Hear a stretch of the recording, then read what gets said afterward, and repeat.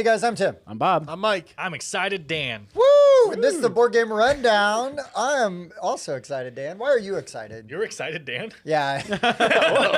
I was not made aware of this. I went to the license bridge, got my name changed to Excited Dan. very specifically. What was the question? I missed it. Why are you excited? I'm excited because top 30, well, first of all, we've done top 30 before, right? have. And now we're in top 30. So these are like... Same this list is as where last you- time. Thanks for well, watching. This is where you see how drastically my list has changed. Yeah, yeah. Completely different. It is insane how different 2 years has done to Yeah. me. Like, Nice.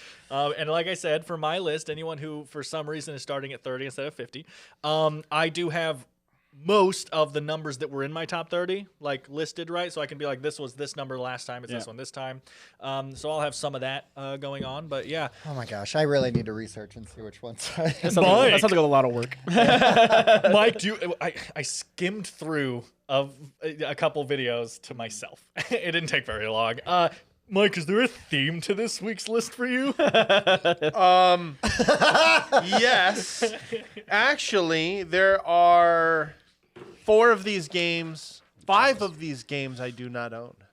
So that's okay. And I have them ranked this high. Wow. Several of them are because I played them for the first time this year. Woo! This is Lord's Week for me. Looking at my list, I can tell you that the thing that my games have in common is that they have literally nothing in common.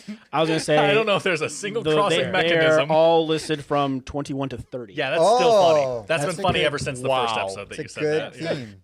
Just keep it with Except it. this time the joke finally works because it's actually 21 through 30. Right. So the other it doesn't make any sense. Real quick before we get started, Bob, Sure. make sure that people know what to do at home. Some of them figured it out They because did. we just passed 2,000 subscribers. Well, they need to take care of their families. They need to make sure there's food on the table. Right. Go to your jobs, do good work. Get your furnace treat people checked. kindly. Right, but while you're doing that, you can have this streaming in the background and listening to it and making sure you're liking and subscribing and commenting. Yes. Tell your friends, tell your foes, tell everybody. Priorities. How much does it cost them to like and subscribe and watch our shows? It's like free. Oh, gratis? Gratis. Yeah. Oh, okay. Just joking. We haven't done that joke in a while. We have it. Felt Yeah, like let's dust off that oldie but a goodie. I thought I was past it. no, you'll never be We're back, baby. better than ever. 2,000 subs. Yeah, you. yeah. Thanks, We broke guys. 2,000 subs. Yeah. Couldn't Finally- do it without you. Actually, 1,300 of those have come just this year. So that's Oh, you're saying our mic with just hands on- different phones I find on the... He's like, hey, can I borrow your phone for a second? Okay, thanks. Did you make a phone call? No, I'm good, thanks. ignore that. That is a really Yeah, smart I go to idea. I go to smartphone stores. I take all the phones on display, make sure they have a Gmail account. Then I go right. to YouTube, subscribe. That's a lot of work. Yeah, it is. It is. That's Just why you worth no it. longer Putting in the work at a Lord's phone work store. over here. Yeah, that's it, man. That's it. That's how you got that seat. That's right. That's right. We're like, Mike, we need like 500 subs if you're you make it actually happen? going to be able to show up here. Actually, what he does, he goes to parks and steals people's cell phones and doesn't was give them gonna back say, until it's he like- Don't gets- give up my secret. His victims don't need their phones anymore. Yeah, good. That's way darker. Yeah, it is. I'm just glad you guys haven't seen the storage in my basement yet. Yeah, so. but good, Gulp. good cell reception down there to stream all those videos, though. All right, guys. So, Anyways. yes. What are we doing? We are continuing our top 50, and this week it is 30 through 21. In that order. Getting serious. And, for me. good Lord, these are all such amazing games for me. I was looking at my list. I don't like any of these. Yeah, that checks out. Yeah. Me I don't either. like any of yours, but That's- yeah. I really like mine. I'm sure. We have something in common. I bet you like at least 6 of these. Oh, all right. You guys are going to be very happy with my list. Okay. I'm going to have a lot of ups I'll and be the downs judge with of Dan. that. Yeah. That's all I'm going to say. Well, that's what I'm trying to say, though, is that I like good games. You like games that you like, right? Here I like games we that are just go. objectively good. Right. When do we Anyways. get to that part of your list? Right now. Oh, okay. Okay. All right, Bobby. All right. Why don't you get us started finally with your number 30? Number 30. This is one of my favorite pickup and deliveries. When I looked for this game, I had to find it in the secondary market, but I found one that was like pre-painted and it looks fabulous. Black Fleet. Yeah. Yeah. You're Love welcome it. for that. I think I appreciate that. That's not the one that I played and didn't like, is it? I don't think so. Okay. It's pick up and deliver pirate. Yeah, I there's- think I did. The one with the 2 AI ships in the middle. Oh yeah. Well, no. that's because somebody was You manipulating guys were those very mean those to ships. me. Yeah. Yeah, but so everybody's got a merchant ship and a pirate ship, and you're playing cards to move those ships. Plus, there's 2 neutral ships, and merchant ships are just doing standard. Go pick up some crates. Depending on what color they are, you can deliver them to different areas and earn different points for them.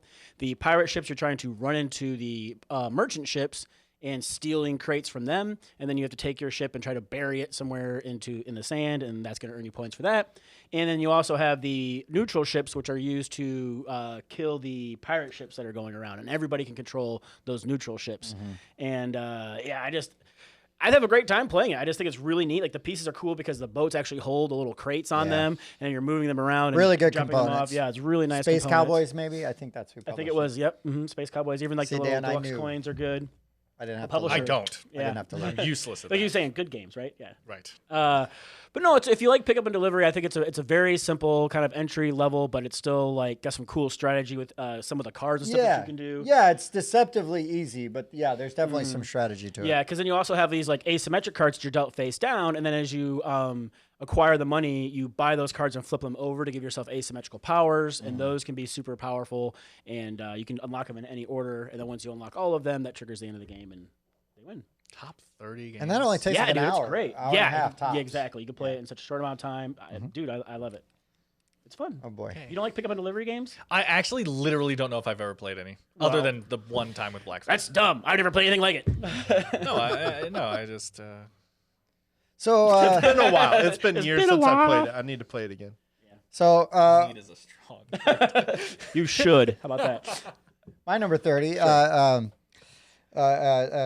Mike over there has an interesting relationship with the designer of this game, as he put this poor man on camera and then brutalized his last name many Oh. times right to his face. Oh, wow. He did too. Was like, it it's- Mateka? Miteka. Mateka. This is a game that I have given away, but only because I bought like the super fancy version. Yeah. What and do that you do? Do is- you roll? In Yeah, this and game? then you play, And but then you like play. you That are makes you a actively- player. Yeah, I'm the player. You're the player. I'm the player now. You guys yeah, are over role here player. butchering the name You're of the man game. now, dog. Meanwhile, Role player is a fantastic game. It took me. I was very late to the party on this game, but like Yes. once I got there, I was like, "Holy crap, this game's amazing!" I still haven't played with the expansion, even though I bought everything for it at Everything. Origins because they had an amazing deal on it. And with the great cards that like I forget what they call it, but like when you tilt them, like the image shifts, so it looks like it's moving. hologram or whatever. holographic cards. Yes. It's not holographic though. It's got like Right. that rough surface, so it's like Right. two images. It's like you know, you used to get like cups at stores not where they holographic. rotate the It's not cup. holographic. It's like a No. face goes, like it's like a changing picture. yeah, holographic is more like it makes It's it a look GIF. three-dimensional. Basically. It's a card gift. Yeah, card gift. So like the monsters, I the, also picked the those monster cards Yes. are Yeah. not holographic, but they look amazing. Anyways, in this game, it is a game basically where you're making a role-playing game character. Based on your class and your race, your attributes are going to work, a little bit differently, or you're going to score a little bit differently. But then you're going to have it's sort of like a Sagrada style. You're trying to fit the die in your different attributes, and then depending on what attribute you place it in, it can change. Like I can move dice, I can flip this die to the opposite face. There's all kinds of dice manipulation in there. You're also adjusting your alignment depending on the card you're playing. You can buy gear and things like that, so you're getting points for the sets. And I haven't even played the Monsters expansion where That you is go. a must-have expansion. It completes the game, in my opinion. Yeah. So I can't wait to play it with that expansion. I just haven't yet, but man, I really like It gives a finality to the game, because otherwise role player is the game of building a role-playing character, and then you place the last die and the game ends. Right, But and then with you just get monsters and points. minions, you can also slay minions instead of buying market cards, and those give you XP, which you can use for a final monster roll. So at the end, there's this finality to the game now where you're rolling to defeat this monster, and the more you roll, the more points you get. The expansion looks great. I have also only played base game, and I did not feel like it was missing anything. I didn't either. But I'll always take Until more. you play monsters and minions, then you'll feel like That's it what was, it was missing. There was Yes. there's a game further on my list today where I was like, oh yeah, this expansion really added something I did not know was missing. But role player, very excited about Excellent it, love game. it. great game. And Keith Mateka was nice enough to talk to Mike a couple times, right, on camera for Yeah. two different. We talked about Don of Ulos, Ulos. which will be fulfilling to backers next year, and then Tenpenny Parks, another worker placement game under Thunderworks. Yeah. I was behind the camera and didn't know anything about the games. I was all a right. viewer. You were doing a good I know job. about them You were. quite well because I may have some crossover. But not at the same spot. Okay. All right, Daniel. What do you got? My number 30 is going to be the one game on today's list that you guys don't care about because none of you have played it yet. And this is purely this high on the list because I've been playing it a lot lately. Like next time we do this list in a year or whatever, it'll probably be a bit lower. I've just been thoroughly enjoying my games of Bloodborne. Oh, I don't care about this. Yeah. So, oh my, thank goodness. The video is so much better now. Can you just keep that on? yeah. As long as we know ahead of time. Lock my. Yeah. Get a box. Bloodborne, the board game by Simon, is based on the From Software video game. And it's just a really good dungeon crawl. Like, my only two issues with the game are just so minor. First of all, it feels a little easy. But I say that knowing that every time we've beat it, we've barely beat it. But, like, it just doesn't feel stressful while you're playing. You're just like, it just kind of feels like what you're doing is, like, pretty easy. And then you get to the end, and you won by, like, one turn. And it's like, oh, that was really well balanced and tight. And it's like, yeah, I don't know. I wasn't, like, freaking out the whole time, though, you know? You weren't doing it right. Right. Yeah. And the only other thing is it doesn't have the rally mechanic in it, really. So I kind of, like, house rule the rally mechanic in it, if you know what the video game is. But anyway, it's just a really good dungeon crawl that has a story that you're playing through, kind of. You don't have to, but that is the way it's designed. And you have like a main quest you're trying to do, and there's side quests you can do that come up on insight cards. And if you'll like run into an NPC and it's like take them to the church, right? But when you get to the church, like a big beast will jump out and you have to kind of defeat the beast. And Spoilers. Yeah. What? But and there's just a lot to this game. My brother has like half the stuff for it, so that's one thing. You're talking about essential expansions. I go, it's definitely not essential, but it is nice though that like the Bloodborne board game comes with like 4 characters, but if you get one of the like cheap expansions, it's just like an add-on expansion basically, and it adds like 10 more characters or something. Well, like, and this is why Bob and I don't go to church because these beasts jump out and attack I know. you Yeah. every time you All go. Every the time you go. think it's terrible. a safe place. But yeah, if you guys haven't played it, it's really hard to describe just because it's the video game. I think you just described it. Sure. It is. Is it an Eric Lang? Yes, it is an Eric Lang. And It's a Langer. Exactly. And that tells you it's Eric Lang. It's probably going to be at least good. Yeah. You know? Yeah. Agreed. My number 30, we've talked about this game ad nauseum. I don't even feel the need to talk about it more. Okay, We've talked Bob. about it All right. so much. My number 30 is just one. All right. Oh, yeah. Bob? Yeah. No, I mean, Dan just- doesn't like this game because just he only likes one- good games. Just one is just a fantastic cooperative party game that's a word game. You It's just stole Dan's number 2. Really good. I didn't want to put it this high, but it's just that good of a game. You can play it with anybody at any time. I'll be dragging this game with me for the holidays, and I'll play it as many times as people want to. It's just Thankfully, that good. it's super light and small box, so you can drag a yeah. bunch of other games too. Absolutely. Yeah, it's just a pretty good. really good game. Yep. Yeah, I'm sure there'll be crossover. Dan probably has I it think higher, Eric Lang is designed my that guess. too, right? He designed everything, Yeah. I think. Yeah. Eric Lang's first word game. He put it under one of his pseudonyms, though. It Yeah. was some other designer's right. name. All right. So 29. My 29, I don't want to say it's one that started it all, but like Interesting. it was definitely super early. I played the computer version a lot more, and it really pulled me in. It spoke to me. Sid Meier's Civilization. Yeah. I love Civ games. This one's super crunchy. It's got like the things you look for when you talk about Civilization games: tech trees, passage of time, tile exploration, player elimination. Like it's so good. I mean, like I've kind of broken it though, which is a little unfortunate. There's like certain leaders that we don't allow, or leaders that you don't allow to get. Like the Egyptians, you can't let them have like the Colossus because they earn like Racist. extra. Well, Jeez. Anyway, it just makes for broken combos that can make the game Yeah. really super. And that unbalanced. happens. and that does happen. But like I've got all the expansions for it, and yeah, it can take a good 3 hours to play the game, but I don't care. Like I really enjoy this game. The biggest downfall that it has is it's still squares. It didn't upgrade to hexes. Is this the same one? Like where your units, when they like take damage, they rotate Like they're like cards that rotate. That's a civilization game, isn't it? Oh, Is that what they yeah, call that's the New Dawn. That's No. that's the combat one. That's like the square combat cards, and depending Oh. on what level they are, It is Yeah. the right they game. turn it Okay. around. Is that Yeah. that same game? Mhm. Yeah. Mhm. Yeah, Yeah. Bob. Listen, nobody should ever play this game with you, You know who- unless they love that game as much as you. Dalton loves that game too. Oh, Adam Dalton. yeah, Okay. and yeah, he's they're a shark. He's got a group Friend- that plays friend of the friend show. Yeah, I was Um, gonna say, for how much you love this, you've never played it with me, but that's because I'd hate you afterwards. correct. So okay. Yeah, that's why my old roommate Never doesn't mind. like me anymore. Yeah. Yeah, because The- between Axis and Allies and Civilization, he don't want to play any more Yeah, board yeah. games with me because What we a play good it all the friend. time. That dum dum needs to be on your team in Access and Allies. Nobody will let us be on a team because last time we were on a team, it was against you and Sean. Oh, And how'd that go? Sean did come up with a clever move, Yeah. but it didn't Oh, help. but It Tim didn't. Okay. I'm not bad at I saw that where that game, was but going. you do need the dice also to go. The dice need to go in your favor, but also And that's we've not a played knock on ton. it, because- Sure. I mean, any kind of combat game where you're yeah, rolling yeah, dice. yeah. I mean, that wasn't my could go problem. inadvertently. That's not my problem. You know, like that's not a problem for me in that game. I picked no, that it's great. game up years ago, like Civ? a long time ago, like Yeah. probably 6 or 7 years ago. I never got it to the table, and I ended up just selling it. Yeah. Well, it's funny though, because when Bob played me, it didn't take anywhere near an hour and a half, because it's like, well, I've already maxed out the tech tree. I Yeah. guess we're done. It's We're done. That's it, right? Okay. 25 minutes. Oh, wow. Yeah, that's not bad. Yeah, well, there's little multiple Civ ways to building. win, right? Because you can do culture victories, science Sure. victories, military victories. Love it.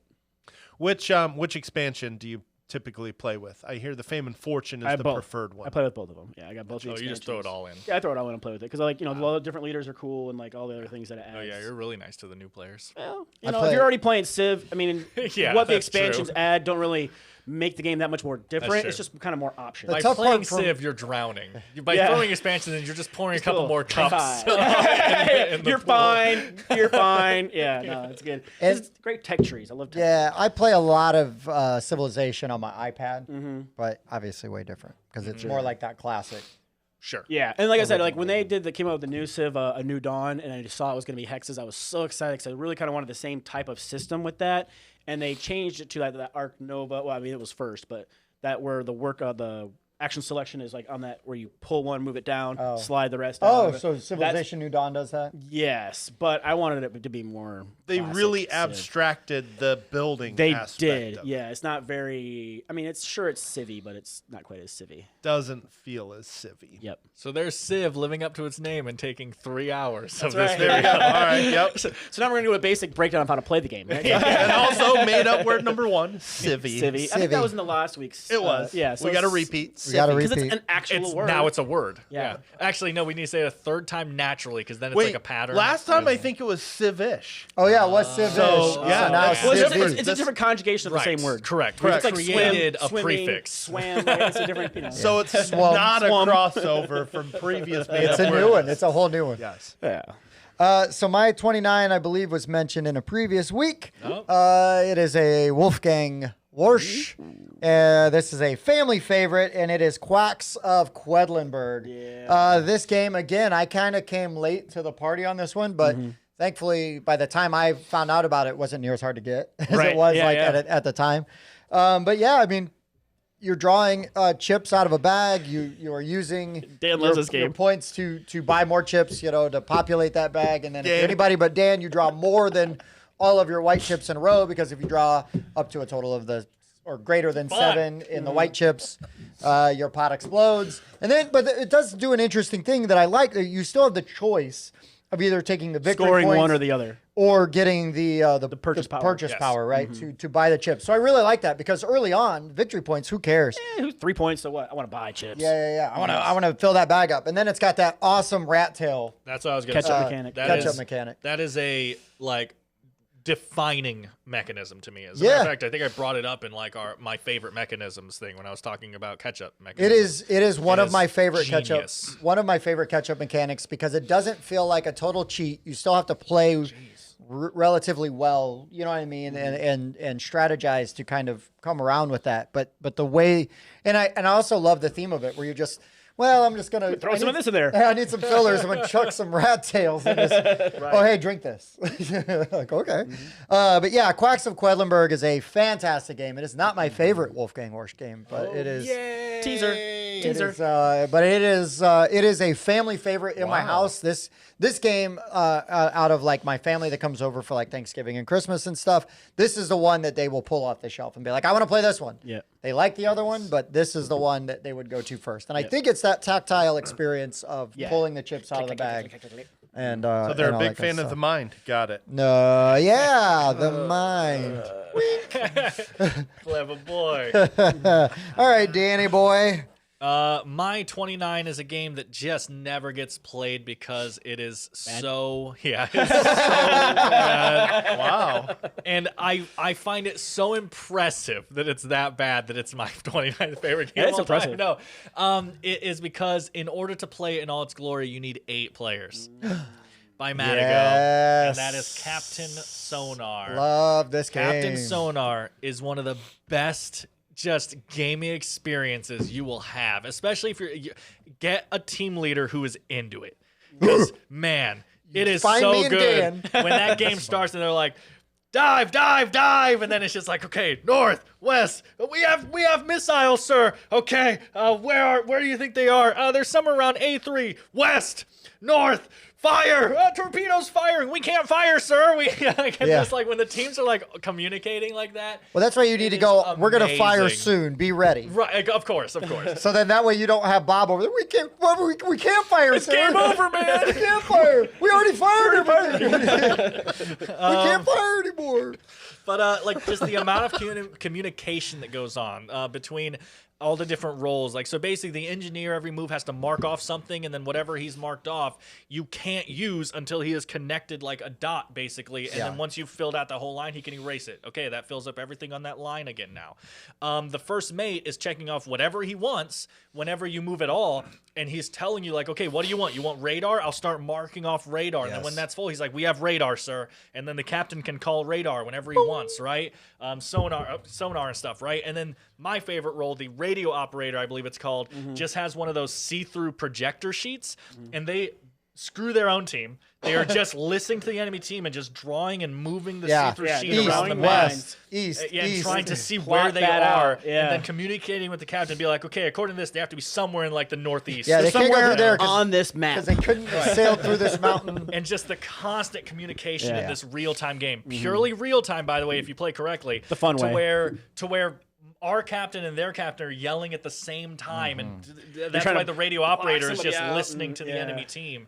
And then like there's stuff like when you can surface and stuff, and then that gives away your position. But that resets everything. For Yeah, you. but that resets your Yes. boards so that you can keep moving, because it's like Snake. You can't ride through your own line and stuff like that. There's one whole thing that happens. I can't remember exactly what procs it, to where the engineer actually has to you outline draw, you yeah. outline each part of the summary. So you outline one section, hand it to your teammate, and they outline one section, hand it to the teammate. I think you have to do this when you surface. I think it's right? when you surface. Yeah. And then you actually have to hand it to the enemy captain, and they have to okay that you stayed between all the lines Right. in order for you to be able to go So you back can't down. just Because if you sloppy- just hurried up and did it, they Like, hand nope, it back to you, and they touching say the nope, line. and you have to erase the entire thing and start over Go again. again. It is what an amazing experience. It's such a It good is. experience. You need so 8 much fun. players. Yeah, and to do that's it right. rough. You can You do it can with play with six 6 if people know what they're doing. If the captain and the first mate can be the same person, that's Yeah. okay. But It's better with it. I would man, only play it with If 8. you're like, we got 8 players in a half an hour in Yeah. a room that we can be loud in, like that's the game. Yeah. That is the number one game Captain for Sonar that. is so good. And small shout out, because it's not in my top 30. Small shout out to Sonar. It's a 2 to 4 tried. player version that's not real time. No, it's a really good game, okay. but it has a completely different feeling. It is more like a tactical, almost like a Battleship. chessy kind of battleship game, not a party-ish game like Captain Sonar is. But I think they're both good. I own both. I think they're both don't worth replace each having. other, Yeah. yeah. But yes, Captain Sonar by Madigo. If you, God, just try it out sometime. It's so good. I think love it's one of those Madigo, games that one person in a group should just own it, just in case it ever comes up. Right. You know. You're that person. No game like it. Great experience. A lot of fun. But terrible list so far. Dan. Correct. Terrible list. Cannot argue. All right, so my number 29, I do know, is a crossover with Dan. He mentioned this one last week. I played this one for the first time at the last JuliaCon, and I love this engine builder, and it's a wonderful world. Oh yeah, baby. I Great game. like combos, and this game has daisy chaining of combos in spades, because when you do the draft and you do the production turn, you're setting aside cards that you're going to use to produce, and then other cards you're going to use to build. And then the production chain, I always forget the order that it goes in, and that's usually where Bob rescues me. But like, at first you're producing gray cubes, then you're producing black cubes, then you're producing yellow cubes, and then you're producing blue cubes, something like that. It's like that. There's an order of operations during the production phase, and it's like, these will produce enough for you to build this card. Oh, and this card produces enough for you to build this card. And you're just like comboing this stuff together during the production phase, and it's really fulfilling. That was one of those games I remember recently where, like, as soon as we were done playing it, I was like, okay, I want to play this again. And Yeah, it's pretty short too. yeah, it's pretty quick. We played it with 6 players, and it still only doesn't really lasted increase the time. about 45 minutes Learning, and it with went a fast. teach. Yeah. So it just really makes you want to like play it again immediately. And I like that production chain. I like the combos you get from this game. I need to just go out and buy myself a too. copy Yeah. of this It's- game because it's really, really good. Yeah, I've got a copy, but I would try to get the copy that's got everything included with it. That's true. Also, I was just going to say, because I really want a copy of this as well. It was 31 for me. It was literally the last game we talked Right. about on the last list yeah, for me. so I knew But, it was really close. It does feel a little overpriced for the kind of For what- game it is. Right. Because it's basically just cards and some plastic cubes. Right. And it just feels a little overpriced, but it is a really good game. I'll get it at some point. I for feel sure. like it's just missed my top 50, but Yeah. it's on my, it's spoilers. It's on my new to me this year Sure. list for sure. It was the first time you played it was this year? Yeah. At Gen Con, or Origins. I mean, yeah, I have it high Origins was enough. the It first would time I have played to it. be Wow. on my top 10 that I I played this already year. have, by the way, a top 20. Yeah. This year, new to me games this year. Wow. It's insane. This year has been That's great. an upcoming for me. video, so stay tuned for that. Mm-hmm. Okay, so back to me then, right? Yep. Number 28. That is how it works. I was just making sure. I tend to forget things.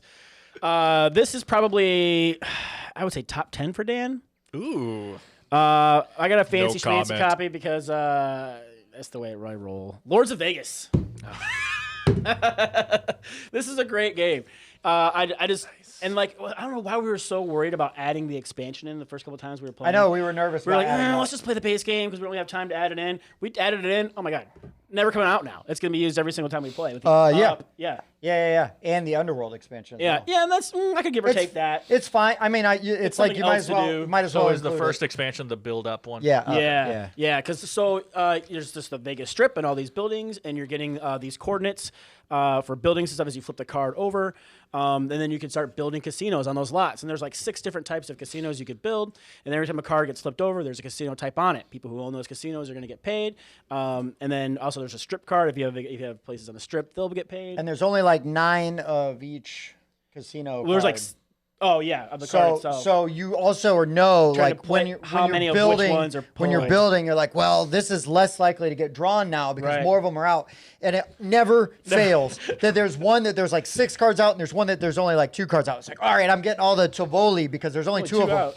And sure enough, that son of a gun all you're doing never is comes Pioneer. out. Here come more Pioneers. Oh, like like- really, every Pioneer card came out this game, but Are whatever. you kidding me?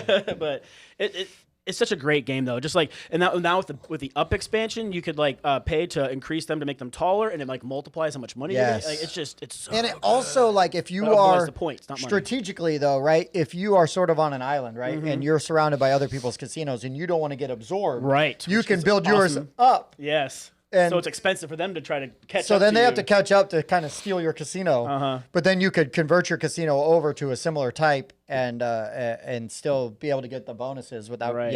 Yeah. and it's cool because it's high die win. So I could have 1 die in there. Tim's gonna have 3 die, and if I pay to reorganize, we roll all of our die. And if I have the highest one, I Yes. control it. Even though I've got he might have 3 4s and I've got 1 5, I'm still gonna control it. Yeah. Didn't you guys also say when we played with the up expansion, it was the first time you seen somebody max out the score track? Yes. Yes. So Because it's like, so hard to Right. sprawl that now you can just go up with a couple of territories. It's easier to get. I've it's still worth 6 now, so I I've haven't have 6 still locations. only ever seen the score track max out once Yeah, you're welcome. because it's hard to do. And I know I had it at 31. Tim, you haven't talked about it yet? Yeah. I Did haven't you talked about already? it. Oh, No, okay. I havenly talked about it. Yet. Oh, okay. So I bet it's higher on Tim's Well, list. probably he This hasn't is my talked about it guess. Well- Might even be today. Well, for anyone wondering, there's a new Nobody hotness was. game out called Foundations of Rome, and this is kind of like that, but ugly and bad. Well, it's not ugly. This Div and is Ice like Copy. that, but fun. They're both great games. They're both well designed. I got a games. similar game on Well-designed my games. list that's One better is than prettier. One is easier to. Well, I gotta tell you, one was easier, but they're both kind of difficult to get. Yeah, right. All right, are we ready? So, Both, why I have you on the show is that we make magic together. Yeah. Dan, go have a smoke. Crossover. My number 28 is Lords of Vegas at the exact same spot. The exact same spot. You said that. I'm Wow. You look at my list. Yeah. That's awesome. Yeah, no, Lords of Vegas, everything Bob said. I love this game, Dan. If you haven't started crying smoking, even now's the the game's time. over. Yeah, you can't even take it. You can't even take it. And I will say, game. like, obviously we all did our list separately and brought them together, but like, I did not think we would have The same game on crossover the same number. On the same number. Yeah. I knew that 3 out of the 4 of us might have probably have it Lords on of there. Vegas on our list. I knew Dan wouldn't. Yeah, Lords of Vegas, Dan, when you're ready, when you're done smoking, I don't have anything to add, to what Bob said. Great game. It's a fantastic game. Should be a reprint coming from Lone Shark Games, so watch for Kickstarter. You can also get on their website and you can buy the upgraded bits and the expansion. And depending on the time of year, you might even find them on sale, so you get them for pretty cheap. Yeah, like So. you don't need the briefcase that you can get it. It's kind of neat, right? Put a little handcuff on there, so it looks like you're walking in with your big. We still got to get you a I know handcuff. it's kind of cool, but I mean the Ones that aren't fuzzy anymore. Well, I was gonna say yeah. like Bob doesn't but have the handcuffs. quiet. But the cars are so much cooler than like the little colored Those chips. are what I need to get. I just Yeah, bought the and poker chips for and it. The poker but chips are super nice too. Yeah. Daniel, Go ahead, Dan. how's your chance? Boring conversation anyway. So my 28, I've come around. It's Lords of Vegas. I'm just kidding. No, it's not. Well, it can't get any better than this. Burn I'm it out. down. Burn it down.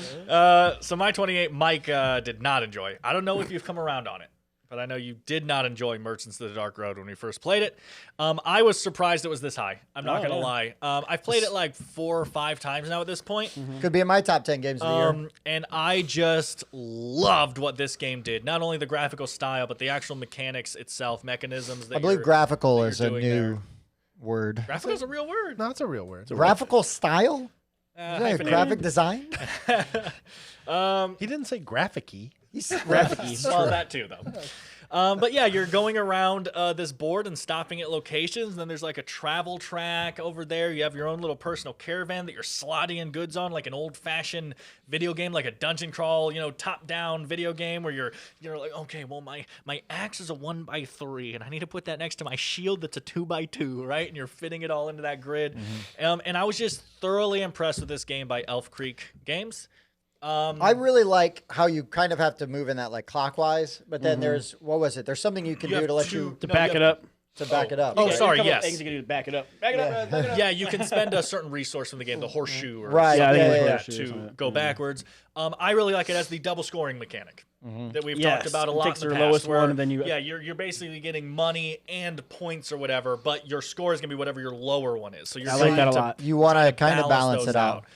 I really like how even if you don't have anything to sell, you can go on a mission with them to help protect them from all the things they might worst see part of the on the game. dark road. Hey, Elf Creek Designer. I know makes you sense. watch I our just stuff. explained I'm how it sorry, I makes cannot remember your name right now. Watches the show. Yeah, exactly. Maybe work on a variant where that's not in there. That's all I'm saying. I see how it makes sense. Dan has no sight. He can't see. I hate that you're just letting people hop Tag on along. your cart. You're not helping me at all, Bob. I am. What if you run into something on the dark That road? doesn't Guess help who's me. there to help? That doesn't help me in Me. the game, Bob. You can say thematically all you See, want. exactly. Since you Thematically- brought that up, I might add that if one person has the lantern, why are they in the back? Shouldn't they be in the front, That's a lighting little- the way? You would think so. Well, that was something we talked about in the game too. Those cards seem backwards. yes. But that's that fine. I would grant. However, letting somebody come with you, I get. Nah. Horrible. No, because then I if a agree. monster shows up, you don't have You to be push- the fastest it's like guy. push somebody in I front of just the gotta be monster. faster than you. That's what I'm saying, though. If people come with you, they should have to give you something or something, right? I'm not just letting you come for no reason. You Dan- know? Oh, Dan you the might as well come with misanthrope. me. And Yeah, what you're get a getting bunch is of my rewards. die roll, and you're getting an option to try to take the die that I roll. Only a certain one, depending on which one you take. Because Sure. if I go last, then Yeah. you're getting my die roll. So multiple times this game was in my top 100, but did not crack my top 50. But I enjoy this game quite a bit. Yeah. This is a fantastic game. Same. I think it's great. shout out. Yeah. He was very nice at. Oh my gosh, he Kind. floored us at Origins. Dan and I were like, okay, we got to run away now. That is not why it's here. It's just a good game. Yeah, 100%. I mean, I just upgraded all the bits because I enjoy that game. Yeah, Okay, my number 28. This it's is got to another. be Lords of Vegas or Merchants of the Dark Road, or you got to leave. Well, I already had Lords of Vegas on my list. We better put it on twice. So nice. It's on this list. This is another one I played for the first time this year, and I do not own. I have been begging Tim to play this game for at least a year. Yeah. And then we finally made it happen. And it was I'm epic. like, oh my gosh, I need Heroes of Land, Air, I've and been Sea. telling you how good this game is, and you're like, we should play it. I'm like, yeah. I've been I got a dying. copy I could probably trade you. Okay, I've been dying we'll to play it talk. too. We'll talk. I already had this. welcome.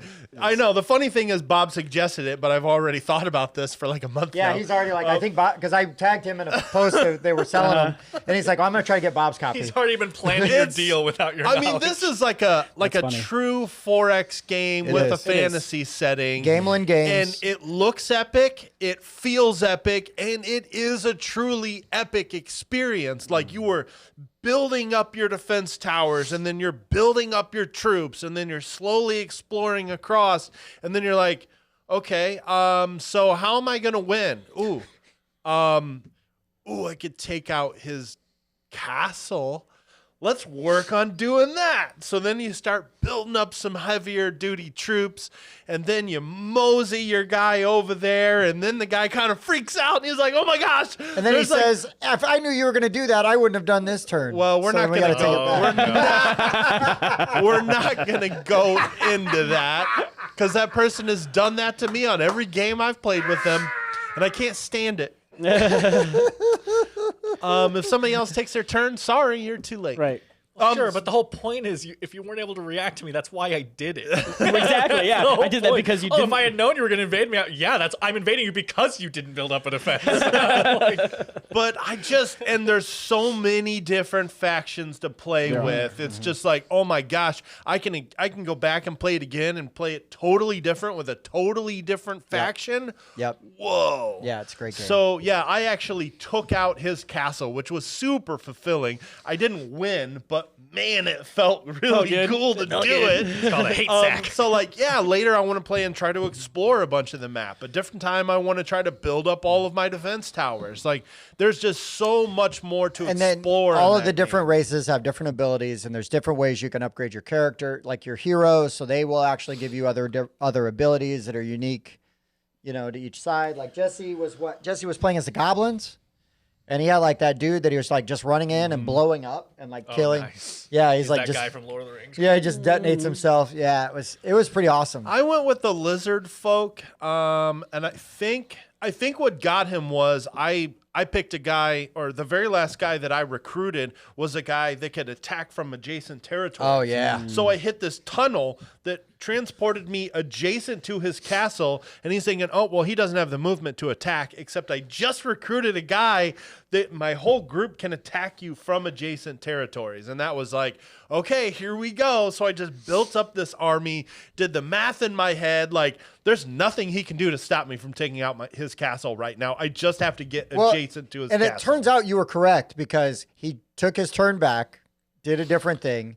You Still did didn't it. help. It delayed your thing by I a had to turn. do another thing. So Mike did a different thing, then went back, immediately did that thing, and knocked his castle out. Wait, you guys let him take the turn back? We did. Yeah. I'm a nice person.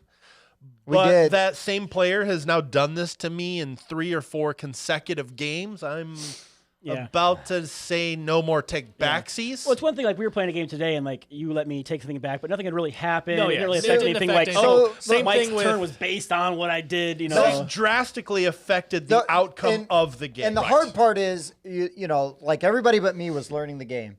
And the hard part is, early on, it's one thing when you're learning a game to like take a move back, no big deal, Right. like we'll figure it out. But we were literally Hour and a half in, 2 We were hours literally in. at the end of the Yeah. game. Yeah. that Yeah, move when it- was triggering the end game. Right. And so it was like, oh, okay, I guess we got to play another round. and I think that actually made it to where Tim won instead of me. Yeah, It so I was gave- fine with it. Yeah, it's like, oh, time. Yeah, it gave him an opportunity to build another level to Right. one of his towers, and that ultimately was the difference in the game. I'm gonna take this card. Well, if I Either knew you were gonna way- take that card, I would have taken it.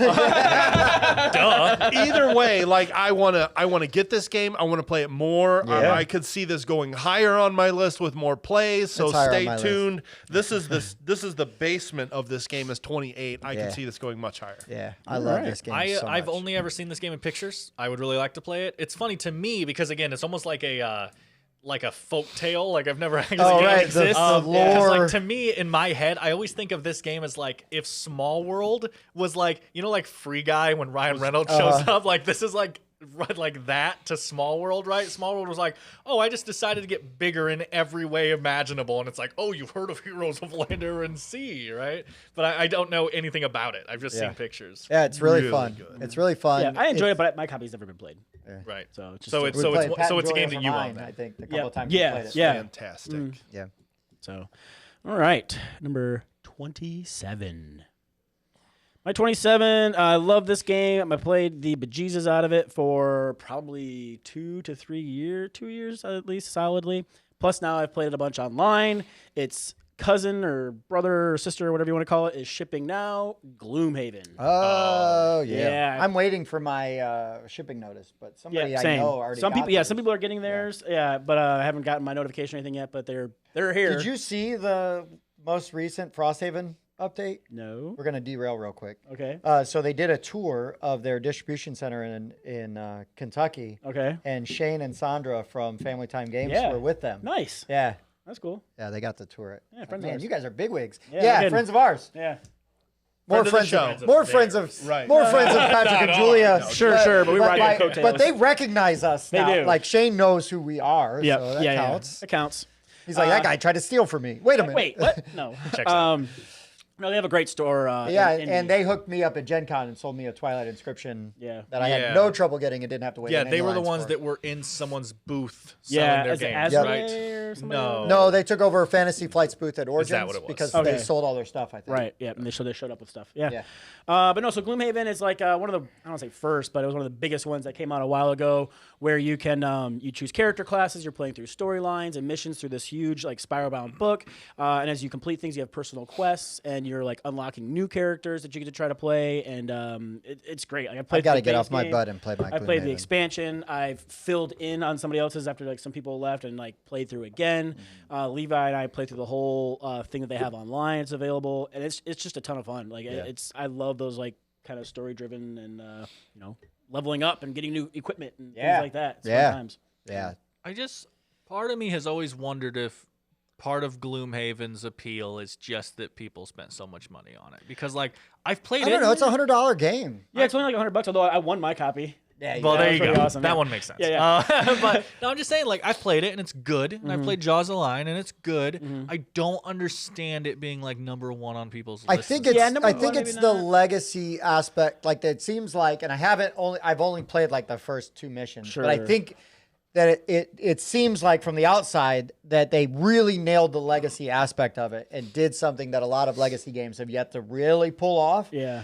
And because of all of the hours that are in that box as well. Yeah, because I had a long time we played. Like every other Friday, my friend Ben. And came not over just and we because it really takes 5 hours to play one session, but because there's doesn't. legit Yeah. like 80 missions. Yeah, missions I think in there's there. 100 on the base. Sure. Part of me just wonders, like, it must just be dependent on how much you love that card mechanic or something. Yeah, I was gonna say 'Cause the that's card the mechanic game. is super neat, And right? it is you have so really many cards in good. your hand. You're playing them for the But, abilities and yeah, stuff. I don't yeah. know. I don't know. I've just always wondered what has been the insane appeal of Gloomhaven because it is a good game, but like greatest game ever made. All this Well, hype, all this stuff. I Sure, just but if you don't think about get like it. the whole world was new and the created. whole world. No, well, no, I'm saying like the whole like world That of whole Gloomhaven, universe. right? The Right. whole universe And was new. it- All the sure. classes and everything involved. it reads also way better than a different legacy game that we're kind of starting to play.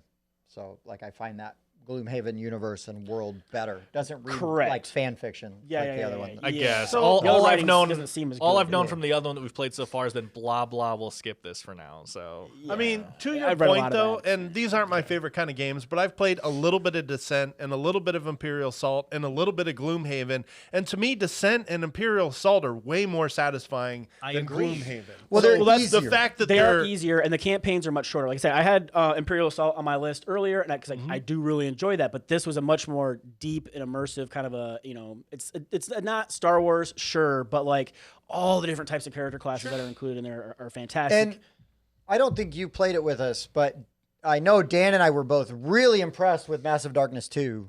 yeah. Like, I'm not saying it's like a world beater or anything, but it was definitely way better than we thought. Yeah. Yeah, 'cause the And first one also was not found good. it to be like a very satisfying campaign style experience with lots of different characters and stuff. But Gloomhaven, super asymmetrical. yeah, and fascinating, and it's very unique in the way that it plays. Yeah, Like, well, it I was does going a to lot say of- that too because earlier he Hexes. said the first game to do what it does, but I think it's still the only game to do what it does. I mean, to that level. To that level, yeah. That's what I'm saying. Yeah, like We're gonna retire characters and like or Yeah, different that's things. fantastic. Yeah, I love different that. things change. And then like, oh, you did this, add this card to your adventure deck, and then as you're going through, like, oh, here comes the character that we retired. Robinson Oh, hey, Crusoe remember did this? that Yeah, ages ago. that's Oh, I got bit by a snake. I'll probably die soon. yeah. Well, that's Oh, it. here's the card. Oh, I Yep, ate I'm dead. food. I'll probably die soon. Yeah, also oh, I true. stepped outside. I'll probably die soon. Yeah. That's- Oh, it rained. There's a hole in my roof. I'll probably die soon. Yeah, that's I good. want that to be the subtitle of that game so bad. Robinson Crusoe. I'll probably die soon. Well, that's one of my big beefs. Nailed it. I was say one of my beefs, not beefs, but one of the ticks I have against Descent and Imperial Assault is that they are square based, and I much prefer a hex based. Oh, sure. See, that is a big thing for him too, which I've never understood, but that's totally fine. Yeah. It's a strategic thing, like being Sure. able to really manipulate and control your people and which way they're going. It's, yeah, hexes are better. Hexagons are the bestigons. You tell me They that. are. It doesn't drastically affect me, is all I'm saying. Yeah, they should. So my number 27 will round out and complete my Lord's theme for the Gloomhaven. day. No, it's my Lord's theme. Lords of Waterdeep. Oh God! High five that. Ah, yeah, you did. Too late. No take backs. You want to go back and take that last turn back? We don't allow that. We don't allow that. No, Lords of Waterdeep was I mean, I've had this game for ages, right? And I get it played all the time. I don't play it near as much, but I still do play it. Like sometimes my wife and I will just sit and play the app version. Yeah. And she'll be on her, iPad, and I'll be on my iPad, and we'll just sit there and watch, SNL and take our moves and play the game. And I just love what blew me away about Lords of Waterdeep, because it's pretty straightforward worker placement, contract fulfillment game. But the thing that just blew my mind with it and that I absolutely love is the building, the new buildings and creating the new worker placement spots.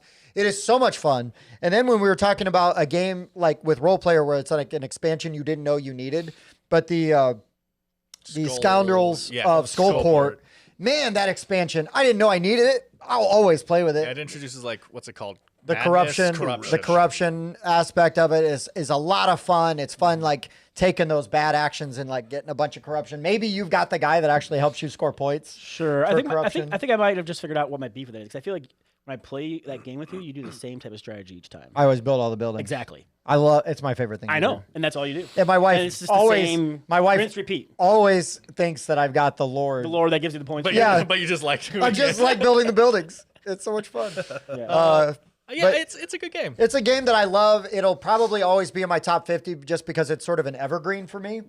I'm not saying it will always be 27, but this is a game that, I will always appreciate because I can always get my wife to play it. You know what I mean?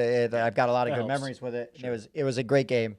And Lords of Waterdeep, very accessible, very easy. If that game just had more interesting asymmetric victory point Yes. things, it would be way higher for me. It I could find that use- game. it I could find use that game more. good. It's just that aspect of it is so boring to me. It's just like, collect purple cards. Yeah. It could You know, it could okay. definitely use more. It Yeah. could definitely use more. Like even if it's like finish with more warriors than everybody else. Just some options. adjacency ones, so you're competing with people next Yeah, to you. exactly. That thing that makes makes every game better. Yeah, ever. yeah. Yeah, exactly. yeah. Well, it would be thematic for that game too, because all the different have more money than the lords. lord next to you. Oh, yeah. And they don't even know. They're like, so? Yeah, You know? like, I didn't know we were competing for that. We were. I won. Eat it. Yeah, Lords of Waterdeep. It's a great game. It's classic. It's an evergreen for me. So there you go. Great choice. Thanks, Meh. buddy. It's good. It's not the best. My number 27 may surprise some of you. Cliffhanger, end the video there. No. So my number 27 is by Puzzling Pixel Games. Friend of the show. That's Conclusio. Yeah, this boy. is just a fantastic simple card game. Mr. Rob Kerr, thank you so much. I love this game, Rob. Why didn't you get me in on helping you design this game? Because he clearly already had it Yeah, designed. he had it nailed. What do you But need shut it up! for? I could have just stapled my name onto it. Yeah. I was there. And it's been like, you should include blue. Walk away.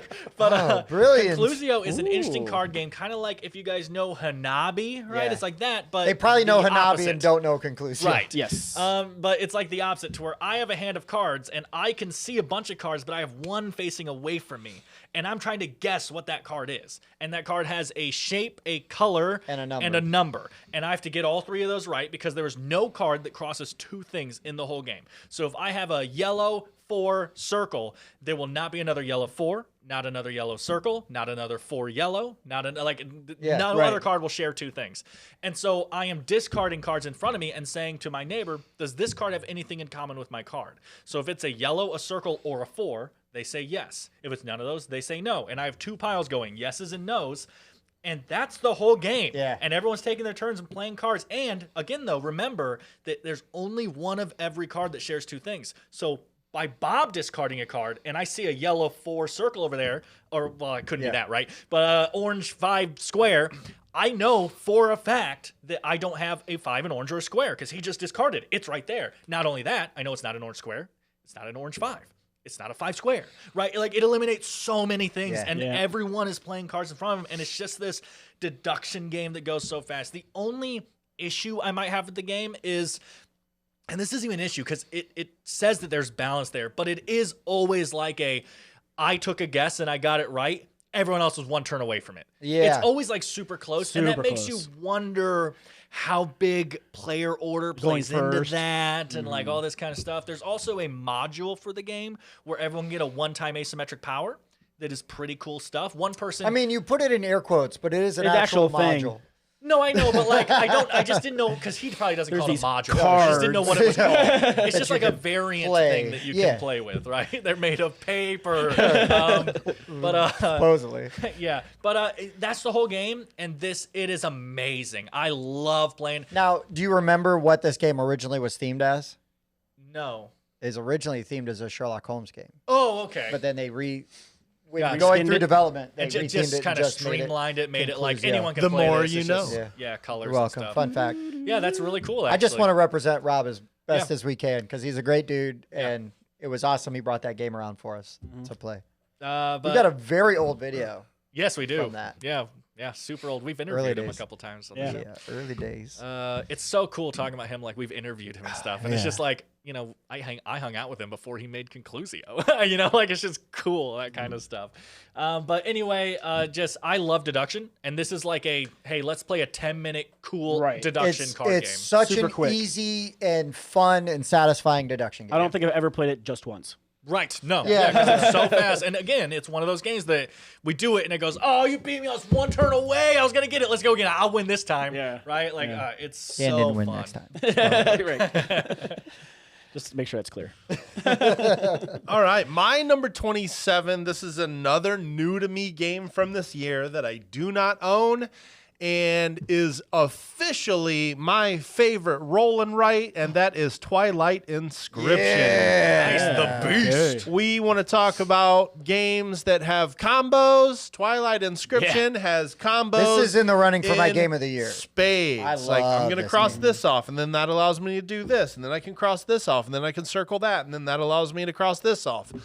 Yeah, I love stuff like that. And Twilight Inscription with its 4 boards just gives you a very satisfying puzzle every time you play it. And I was amazed. It doesn't matter if you have 3 players, 4 players, or 8 players, you're still going to be able to play that game in an hour and a half. Yeah, with Teach. With Teach. And it because of the simultaneous usage, right? You roll the die. Like one person is just in charge of rolling the die. They're the speaker.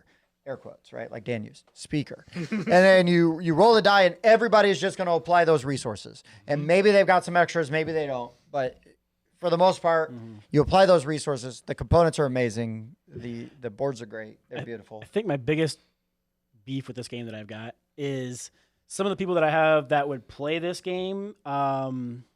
I don't necessarily trust them to be honest with their turns. There's so much going on with my board. I can't keep track of everything going on with your board also. Get out of here with that crap. And I just really wouldn't pass them and be like, because I've seen them do it on like other games when we play together. It's like, really, dude? Or like Quacks where they pull 2 up, they drop 1 down, and I was like, really, guy? Come on. That is crazy. I can't put that in my rating. I can't allow that to affect whether I enjoy a game or not. Sure, it was on my list too. I mean, it's simply, just making sure I find. Yeah, because we have talked the about it right like last people week, right? Yeah, Or 2 weeks ago. to do that. So genuinely- every game is group dependent. Every game. Sure. game Exactly. is Absolutely. I said that recently. Yeah, I completely agree.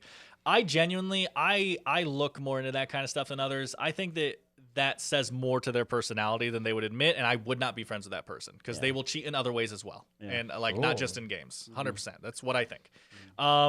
People say that stuff all the time. Like, I'll be like, you play that video game kind of like a douchebag. I wouldn't be your friend in real life. They're like, no, that's just when I play games. I'm like, I disagree. You have that in your core to do that. Don't be that person. Don't be that dude. Change, or It's be a game. Guess what? I lose them too. It happens. It does. It does. Well, Not a lot. yeah. I will do everything I can not to. Bob's like, I lose sometimes. Yeah, lose. Yeah. I wanted to point out I was trying to pull up my pub meeple this whole time. It was 67 for me.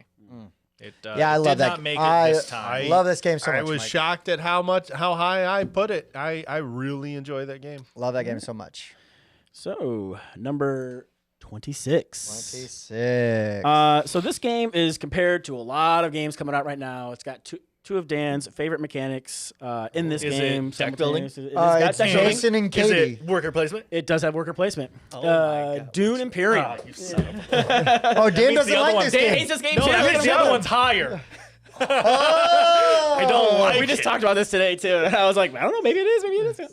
But yes, it's worker placement. It is deck building.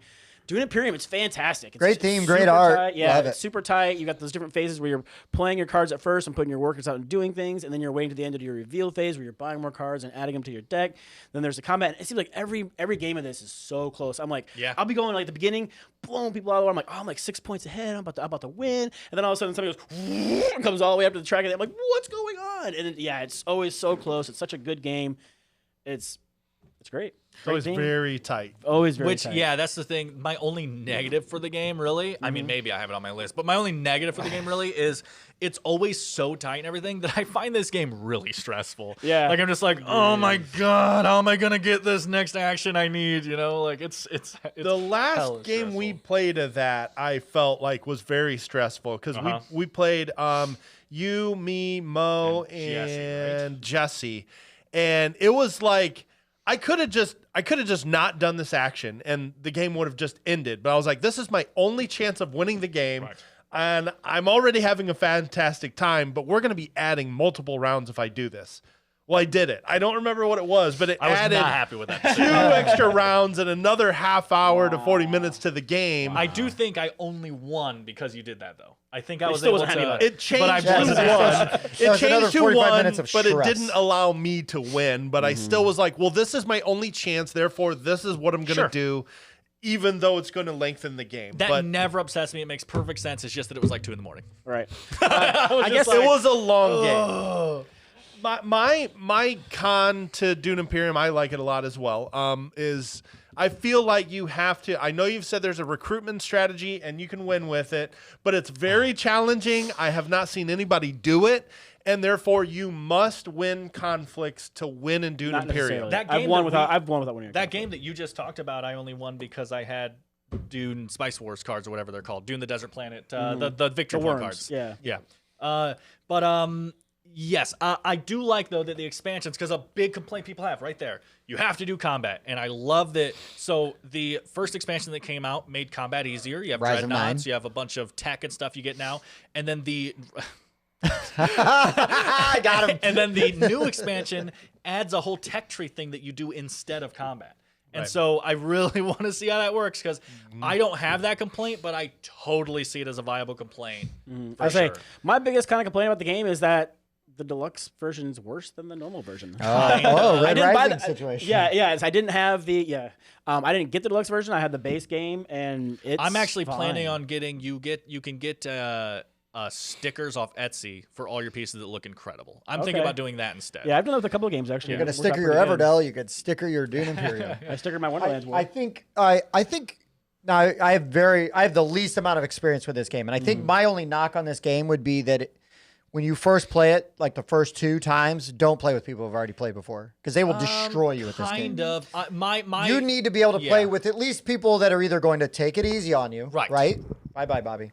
And like tone it down a little bit, or play with some other new people, but maybe get taught the game. If somebody, because I think we were at I Julia's sat and you out. sat and taught Well, a game. Here, Yeah, but I did. thought Oh, you you're taught right. I you taught taught it some to guys, 2 other people and they as loved well. it. Like if you helped them, and Yeah. thank you for doing this. You helped provide them a fantastic experience. They were so excited. I remember that. And That was at so JuliaCon, happy, right? Yeah, Yeah. They were so happy, and that you taught them that game, but I think if you, they bought it that day. yeah, Nice. Yeah. but I think that is a game where, like, I came into Arnak, because that's the game it gets compared to more. I came into Arnak and was more competitive with no experience in Right. that than I was in Dune Imperium. I know the games play similar. I feel like I get the comparisons, but I also feel like they're completely different. I really enjoyed Dune Imperium, but it is really hard playing with people who already know how to play the game. To feel like you're doing well, because you're like, oh, I'm clearly doing something wrong because I barely have any points. Kind of. You know. The way that I would word it, instead of saying play with new people, have people take it easy for you, is what I've always said about that game is your first game, maybe your first 2, but really your first game, the word analysis process does not exist. Let everyone take as long as they need. That game might take 3 hours the first time you play it, but there is a lot going on there. There is. And just be open. You know, not take it easy on you, but if you have a question, I'll explain it to you. Right. This No, is that's- how this Point works. out your options. Totally, Right. Don't that try to is- hidden move like, haha, you didn't take the action. I Right, wanted to do. exactly, Yeah. exactly. Well, now I need That to take is my like, turn back. That is definitely like necessary for that game. The Yeah, first no, time I you Sure. think play. It's kind of crazy. Totally fair. I just think the first time you play that, you just need to be able to take it easy. Sure. And you need to, and don't have zero expectations to do well. Right. I would say just go in, Be ready to lose. even if you're playing with somebody else who has never played, right? Mm-hmm. Because there's a ton going on, but the game is so good. There's just a lot of mechanics in there that and different combos that you can pull off, and the way that the cards are multi-use, right? Aren't they multi-use Yes. in that? Well, You know, you use them I for mean, there's different the 2 things and- phases and stuff, and then You save them for either this or you're going to save them and do Correct. that, right? Yep, And yep. so knowing that and getting down some of the timing of that and stuff, there's a lot there. But not to take away that it's a fantastic game. I just think that, going in early, like, just take a beating the first couple times you play it, but be cool with it, and then you'll get good at it. I got a feeling we're going to talk about this game more, but let me add one other thing. Not a great 2-player game. Yeah, the app is kind of You need unfortunate. 3 or 4. Okay. Yeah, with only 2 people, you use an app that Correct. like takes random moves. And that doesn't I- bother me. I just it don't does think me. it's that good at 2 players. Sure. I don't dislike it too. But I hate the app. the app because it's literally just it randomly took the spot I Yeah, wanted. it's, Cool. go here. Well, why would that person go there? Yeah. It's just a blocking mechanic. That's all it That's is. all it is. Not a fan, but not the best at 2 players, even with or without that. All right. Are we 26? 26. 26. We went a while on that one. We did. We did. So- That's also we haven't actually been going as long as we think we have. Okay. So friends so. need to know sometimes that they're wrong about stuff. This is a game Are you talking to yourself? that, yeah. I don't have any other friends. All my different I was personalities. looking for friends. A rebuttal for a list that's not out yet. So sometimes a game will have a name on it because it's in a line of games, and it will get poo-pooed until somebody actually plays it. And then it turns out that they love this game, and it's the best version of this game. This was a game that I got very early on to do a review of for the show. I got it from the game store, and that is Catan Starfarers. Bobby, you were wrong. Bob actively dislikes Catan. To get Bob to play Catan, Catan Starfarers? Yeah, it's fantastic. It's fantastic. Yeah, it's a great game. It is a great game. I kind of wish they would just call it Starfarers. Yeah, or Starfarers. Starfarers of Catan is what it used to be called. Yeah, that's the old one, right? But yeah, this is what an interesting and crazy awesome twist on Catan. And I like Catan fine. If I'm given the choice, I'm playing Starfarers. Between the mechanic of upgrading your ship any way you want, which gives you an asymmetric player power.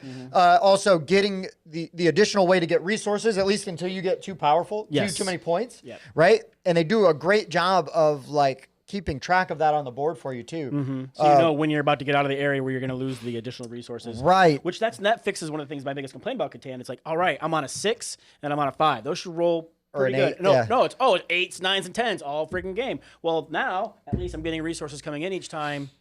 Right. It keeps the game moving. It doesn't feel stagnant. And then the best part of the whole dang game is that crazy encounter mechanic. Yeah. And it's like, okay, so all right, Bob. You find a pirate ship. Yeah. What are you gonna? You can do this, or you can Attack do that, them or outrun them. Yeah. And just the rabbit hole you can go down with those encounters. Super cool. Is just so much fun. I forget, was it you that found the wormhole and it blipped you all the way to the other side of the board? Yeah, that was fantastic. Then you started actually working this way as wormhole working this way. Yeah. And the way you have to plot your movement, to explore the different planets. Right, you're exploring the planets and then flipping the numbers once you get to the planet. Yeah. You don't know what kind of numbers they're going to have on them, if they're good or not. It is such a good game. It is the best implementation of Catan hands down. It is. It is. The only negative I have about it is that it is a 3 to 4 player game unless you get the expansion. Correct. Then it plays 3 to 6. Right. And that is such a weird, 3 or 4. Well, so does Catan. Normal Catan. Right, but Yeah. garbage. Exactly. That's what I'm saying. It's not like it's different from that one. It's Catan enough that people that like Catan will find familiar things in it and like it and kind of latch onto those. But it's also not. But it's Catan Starfarers enough to make it. To maybe people that don't like Catan will be like, oh, this is kind of cool. Yeah. Yeah, well, and the 3 to 4 players thing, while it's weird and it's annoying, it's clearly because the game has been balanced around that player count. So it makes sense. Yeah. I feel like we really missed an opportunity to say Starfarers feels very Catan-y. Ooh, it does feel very does. Catan-y. Now it's forced, though. But it's Don't not. write it down. But it's it doesn't not. count. Yeah, it's not. It's not very though. It's just enough. Yeah. Okay. Right. It's got a little Catan seasoning in there. I just like it has some really good catch-up mechanisms in it. Is that part of the season? Ketchup. I'm gonna go put ketchup on your board. Oh God. Not funny. Just relish this moment. Wow. That leaves a bitter taste in my mouth. When you do that kind of stuff. Okay, I had something to I say, just but wanted- No, it's gone these now. ridiculous I just want jokes. to stop. My Killed number my brain. 26 Yes, is Catan Catan Starfarers. Starfarers. It is a great game. Fantastic. It is a Good great job, game. Timmy. I was so glad that Bob loved it, like as much as you do. Like, Oh yeah. Oh, not on my list, but I don't own it, and I didn't have it ranked on BGG. So I would have forgotten it. It probably wouldn't be in my top 50, but it's very good. It is the best Catan out there. Yep. My 26, I can't talk much about because spoilers. So these are by DV Games, and I've actually just put them together. yeah, lump them all in. Decktective and Deckscape, both of them. I don't care. There are some that I prefer more than others. Sure, you're always going to have that, but you're going to be different than me, so just try some out. They are just fantastic, like tiny, $15 escape room in a box, resettable decks of cards. And they are fantastic. Some of the best stand-up moments escape rooms. I'll say this. Not just because they're friend of the show, but they are the only escape room games that made my top 50. I like escape room games. I like the Exit. I liked the Unlock, although I only played Star Wars. Yeah, the Star Wars Unlock that I played. They were both incredible. Star Wars Unlock has some gimmicks in it that are mind-blowing, but overall, these are the ones that fell in because they are so cheap, so easy to get, so affordable, resettable, regiftable. Yeah, that's what I love about it. Like, Yeah. because we've been getting some of these like to check out and whatnot, and you play through it when you're done, you put it back in order, and then I give it to somebody else. Like, check this out. Well, we even had one we were doing for review, and we couldn't all get there that day, so we had 2 people play it, and then you just hand it to the other 2 players the next time, and they play it while we're playing something else for review, and then we just get together and we review it, right? Because you just set it back up and hand it to them. It's fantastic. It's so nice. It's really good. It's really good. I genuinely am. I'm wondering because I can't remember the names of all of them, but I do think the newest one we reviewed was my favorite Decktective. The Alice one? The gambling one. Oh, the gambling Deckective was so good. Yeah, I can't think of what it's called right now, but it has like a gambler on the front of the box. Yeah. If you want to try one out, I suggest that one. I thought it was I felt fantastic. so smart. I felt so smart in that one. You did. It was good. Everybody gets their day. That's it. I've already peaked. It's all downhill from there. That's right. And what's weird is I thought that I had already peaked like 20 years ago. So I guess I should point it's a out. weird little just another peek. Yeah, whoop. I It's guess like a I should camel. point out, just to be more accurate, by the way, that the Deckscapes are actually like escape rooms. The Decktectives are more like a murder mystery. Yeah. Yeah. That has like 3D box thing you're setting up, and then you're crime going scene. through Oh, it's cards so and good. evidence and clues with a fantastic discard card mechanic in it. It's so good. And you're working together with hidden clues to solve a puzzle, like a usually a murder mystery, Murder but or not heist or necessarily a something like that. robbery Yeah. and stuff Right. like that. But I prefer Decktective, but they're the similar enough system. I'm We just still going gotta to do throw that them Dracula's both Castle one. onto don't the we? same Yeah, number. I still have that. Yeah, Yeah. we need to do that. Yeah. Oh, great pick, Dan. I love these. Yep. I love 27 these. Deckscape/Deck-Tective. TV 26, games. right? So good. 26. That's 26. Say 7? You did. I even looked at 26 when I said it. Whatever. All right, so this is another space-themed game. Katie. For a while, this was actually my favorite deck building game, but that same designer has since made something I like a little bit better. But I love Clank in Space. Oh yeah. Clank in Space is a fantastic deck builder where it's kind of tongue-in-cheek humor, making some of the cards reference other sci-fi things What? from other universes. But I just love the mechanic of I'm deck building, but I'm also trying to sneak into this spaceship, and I'm trying to round up these artifacts, and then I'm trying to leave this spaceship without making noise, because then if I do, I got a chance of getting injured, and if I get injured enough, then I can't even finish the game. I can't even win the game. Yeah, there's sort of like the anti-bag building aspect of this, where you're trying to not be the not pieces in the get bag. Clank put in the monster bag, because the more of those cubes that come out, the more likely you're going to get we stomped love bag by it. building in any form, whether Right. it is like, Even yay, painful put bag my things building. in here, or no, Don't put them in there. And then once they're in there, don't pull them out. Yeah, leave them in there. But yeah, this game adds that kind of like you're racing to get off the ship faster than other people. And so the people that are still on the ship trying to gather these artifacts, they may have more time to grab artifacts, but the longer they stay on the ship, the more of these Clank cubes get drawn from the bag, and the more likely they are to get stomped by the monster and not make it off the ship. Oh, is this a game where you can like trigger the end but not win? Isn't that one of the hang-ups? Yes. I would think so. Yes. It's possible to speed off the ship, Great hop mechanic. in one of those escape pods, Top five mechanic. and not have enough points to win the game. Some of the Oh. people that are meandering on the ship longer than you may end up with higher scoring artifacts. But it does ramp up also once people start getting Actually, off. I the actually ship. don't know if I've ever seen the first person to get off win. Really? Yeah. I think that was more common in the original, because Yes. the original was far more punishing. If you meandered around and kept trying to pick up stuff, it was a lot more punishing to players that tried to play the long game if one person jumped And then out early. Clank in Space, the nice thing about that one is it's got the modular board. So you can... Yeah, the modular Gives board is you- pretty cool. I cannot wait for Clank Catacombs. Catacombs. Yeah, oh, me Oh my gosh. gosh, we're going to Same. build the board as As you we go, play. so Yeah. you can't plan out your route. That's really I saw your boy on fascinating. Dice Tower was playing that recently. Oh, yeah. Yeah. I it have looks played a so ton of good. Clank. I've played the base game. I played the pyramids. I played the legacy version. I love them all. I have yet to play Clank Clank in in Space. Space? Oh, Oh, wow. my gosh. That's crazy. I know. Like I've played almost. I think literally every Nuh-uh. other what. Did we not play Clank in Space for roulette? That was normal Clank? We played regular Clank for Oh, roulette. why'd we do that? Because I won. Because I won. You know, it's kind of funny. 'Cause I won. In the original, I kind of like that the short game is more viable, but I think overall the in space version is a more polished experience. To me, the only thing the original one has over the in space one, I much prefer the in space one, is the original has way more and more interesting expansions. Oh, yeah. And, Yeah. and space started catching up. It has 2 or 3 expansions Yeah, now. I've got the Apocalypse one, I think, but not the arcade one. Right. That's but like for a while, the normal Clank was like, it comes out with the Mummy, and it comes out with this, and it comes Underwater. out with The this, underwater and it one, comes yeah. out with this. And I've got all even of them. your legacy one can add cards to normal, right? But not space. Yeah, I'm not sure you can use it in space Because or not. they would be there's some thematically different the same, at well, least. Correct. well, spoilers separate for the expansion. legacy. Right. Oh, you But- built a rocket ship. What? No comment. But yeah, so that's my one thing. I'll say this right here. preface, because this is the first time I'm kind of going this into it on the thing. So I did my top 50 on Pub Meeple, right? We talked about this in an old one, but then I kind of readjusted my top 50 slightly, and I did not for the rest. So these might move slightly. But Clank in Space for me was 74, pretty close. But normal Clank was 136. Wow. There was that much of a space difference. between it. That's I crazy. much prefer in space. I just lumped my Clanks together. Sure. Yeah, I started doing that. Like I was like, like I'm comparing to all these. Everyone's like, you know what? I'm just gonna do one Clank. Yeah. I did that for some games, and it is literally that different for me. That's crazy. Sure. I do not. It like wasn't normal that Clank different even for close. me. Sure. But yeah, I get it. I do get it. There are people that feel the exact same way you do, where space is better for different reasons. Modular Still- board, refined product, so on and so forth. Still really want to play Legacy. I got it. In Shrink. I haven't played it yet. Never mind. Less interested. Bob's turn. All right. Number 25.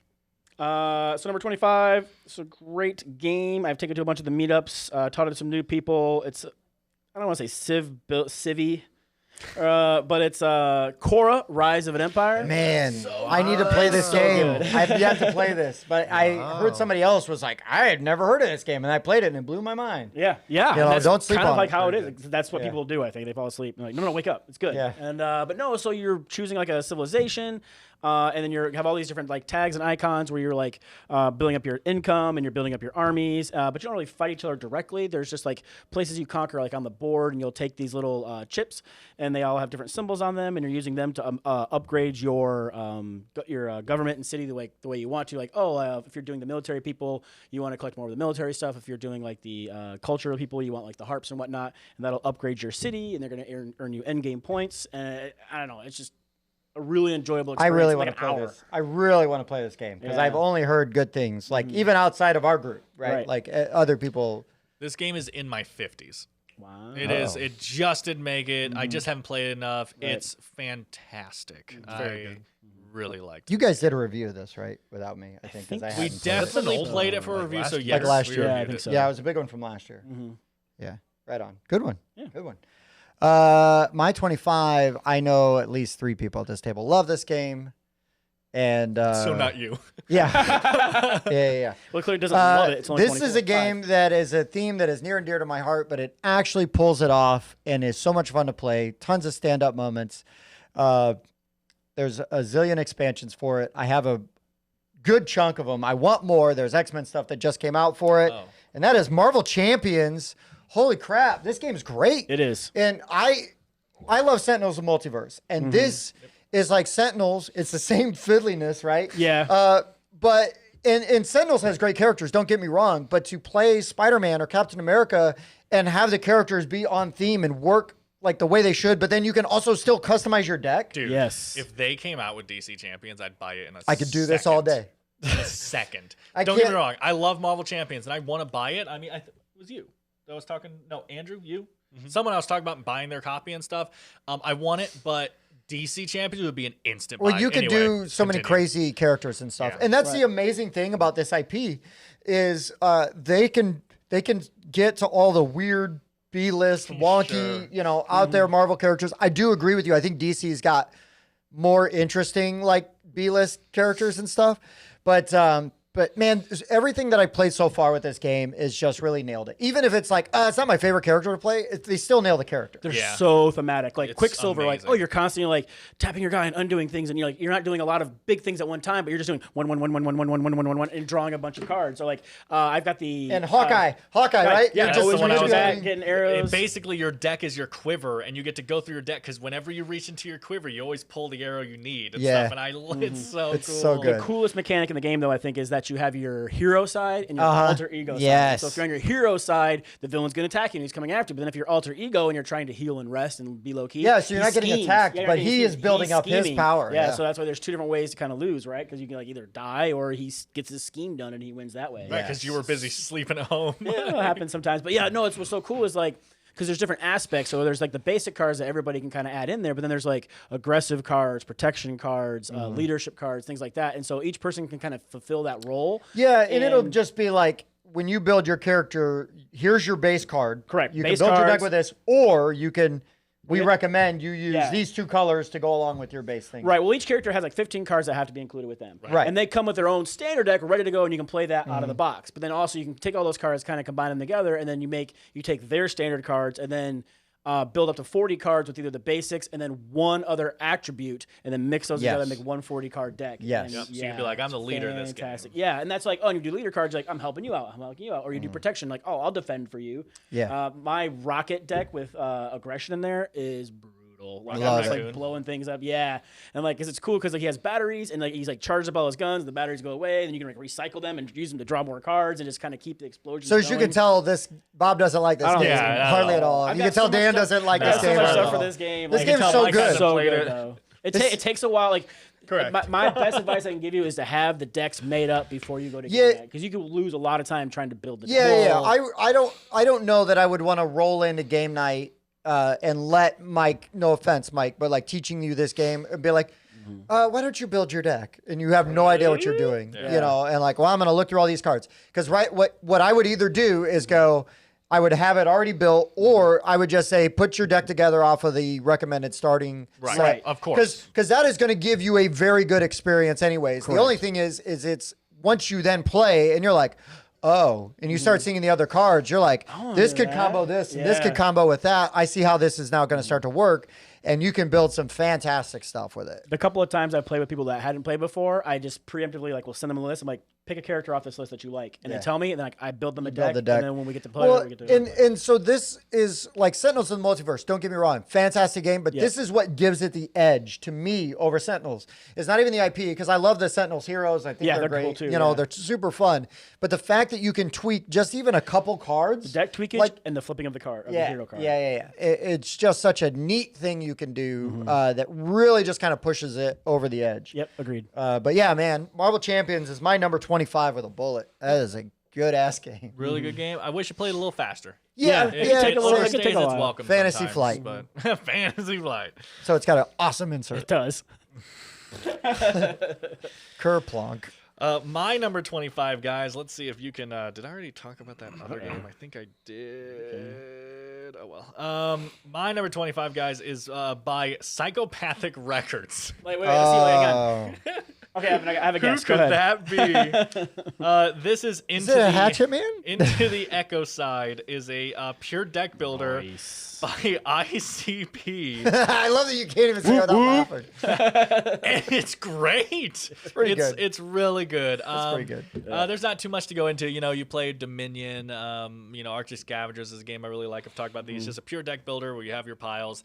It does have the Wheel of Well, it does have the DC mechanic where you can like kill bosses Yep. or whatever. Yes. So it has the that epic kind of cards. so it has that kind of mechanic. But for the most part, you're just drafting or buying cards and building up your deck, and their abilities are proccing. There's a really good, really well implemented faction system in this game. The faction system's really Like good. a lot of these games have like some factions, and sometimes you don't super feel it. I felt like this one you totally feel it. They do a really good job with it. doing great. They do. And yeah, And they slightly underuse that Wheel of Fate. Oh, yeah, Sure, it can be implemented a little bit more. I used it quite a bit, but I was basically built Trying to around do it. it. And Yeah, if you're yeah. not, then you're right. It's like a really Once cool in a mechanic that you while, might do it's once in a not. game. Yeah, you roll a D6 or a D10 or whatever, and you get to do something. But how many other think games it's are a out there? 12. How many other games are out there where you could literally add Guar to your deck? Right.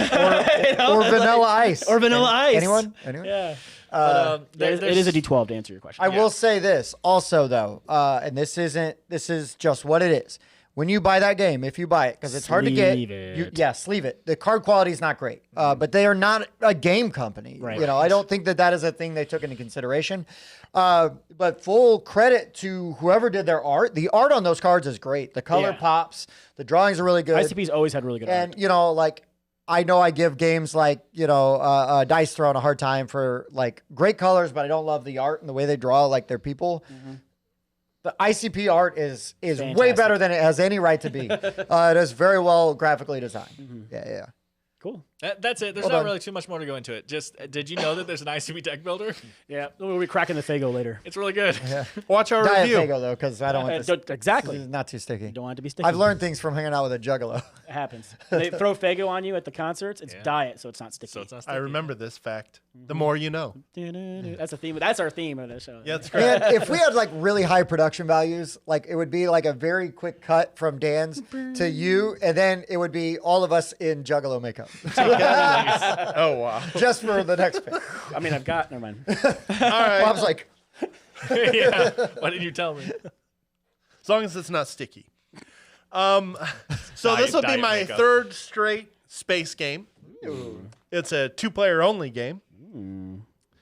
And I expect some crossover. I think these two gentlemen over to my right will have this game much higher than I do. That is Star Wars Rebellion. maybe a little. I mean, higher. technically it's a 4-player game, but don't play it at 4. No. It's a much better 2-player game. No. They shouldn't even advertise it as a 4-player shouldn't. game. This is a 2-player only game, and it is really good. It's really fascinating how much different it feels to play the light side and the dark side. Because the dark side is trying to spread out, and you are trying to find the home base of the rebellion.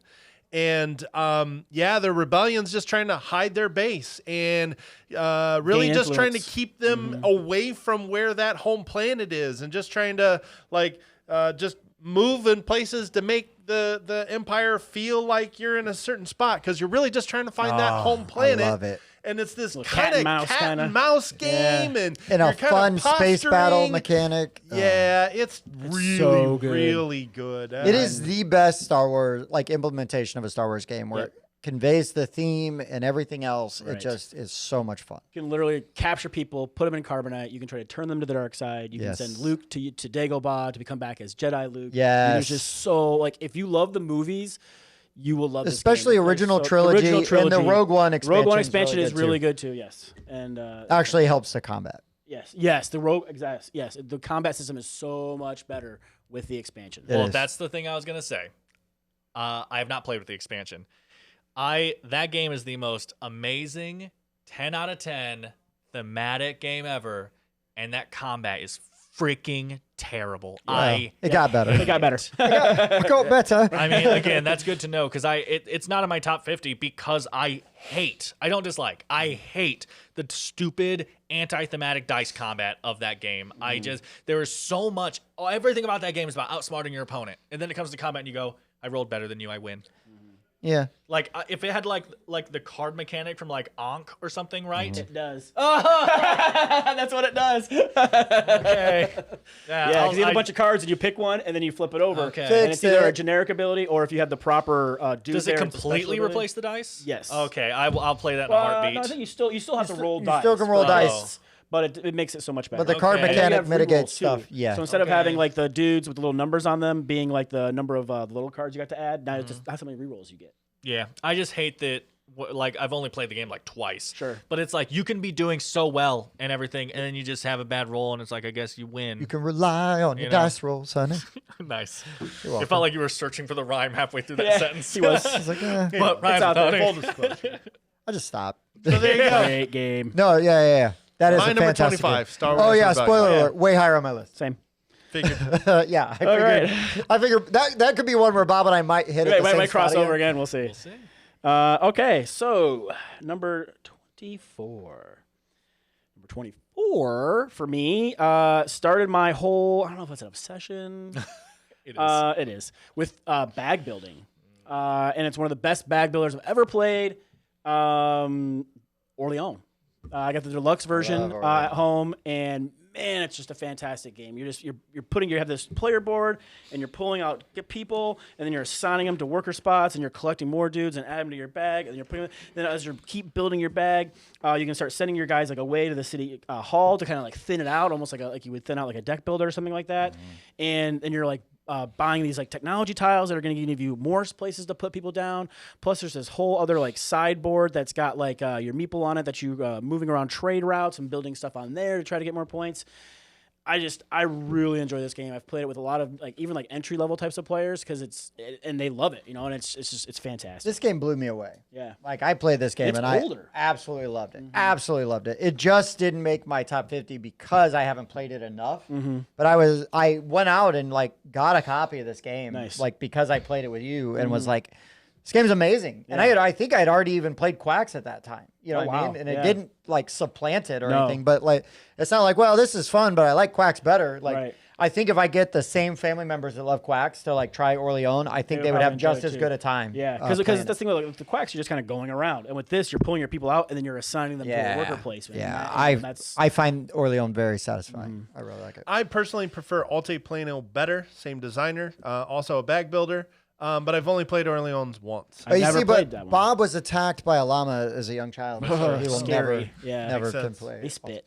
Oh, it's camels. I think llamas spit as well. I also only played it once, and it just didn't leave an impression on me. It's not like I disliked it, but I was just if Bob hits you with a box, that'll leave an impression on you. I actually take the bag. Yeah. It's like a sack full of nickels. Yeah. Okay, so I realized a new theme for my list this week. It is not Lords. It is Fantasy Flight. Fantasy Flight. So because Marvel Champions was Fantasy Flight, and my next 3 games are also Fantasy Flight. Wow. This one, I didn't think Bob might be the only person at this table that's played this with me. I found this game because of our friend Pete. Okay. It is an implementation of a 40K Warhammer 40K theme.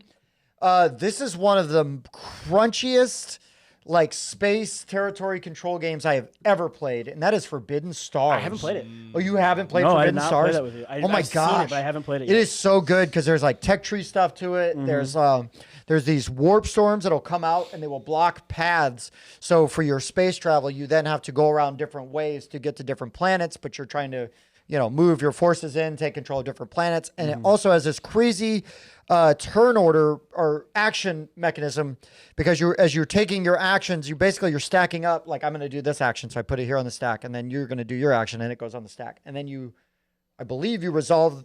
I can't remember if you flip the stack over and FIFO? then first in, resolve first them. out, I don't or do you remember. Go backwards like magic. I don't remember. It's been a while since I played it. I don't remember if you flip it over and then that's how you go, because then it's okay, well, I was going to build these units here, but I need to move. But if I don't move early, you might get there first, and it's easier maybe if I'm there. It's almost like a programmed movement almost. Yeah. So there's some of that too, and then like Lords of Zidit. Yeah, I haven't played Lords of Zidit. Oh, that's so cool. I own it, don't have it, or I haven't played it. Own it, don't have it. Own it, don't have it. It's a real existential one thing conundrum. that may take it off of Bob's list: squares. Oh yeah, it is squares. Yeah. I've heard good things. Yeah, I really enjoy this game. I need to play it more. It's it's really heavy. Yes. So it's hard to get to the table. This is everybody comes over, we're playing this game. Right. This is not I show up to game day with Forbidden Stars and we're like, oh, we're going to play this game. I have a really funny story, Geekway story about Forbidden Stars that I can't tell on camera because of people involved, but you will appreciate, and you will go, what? Because it was going to be a person that Pete tried to get me to play a game with. And I'm like, that is a bad idea. All right, I'm going to write that down so you can remind you to tell me after the show. But yeah, Stars story. Forbidden Stars is my number 24 and is the second of my 4 Fantasy Flight games on this list. Cool beans. My number 24, I think we're at, is an Aaliyah Ravensburger game. It is named after an Egyptian deity, and it is way better than Quacks. Rah, rah, rah, rah. Someone already talked about it on a previous episode. Bob, thank you. It is a push your luck game with set collection. Yep. It's really good. Mm-hmm.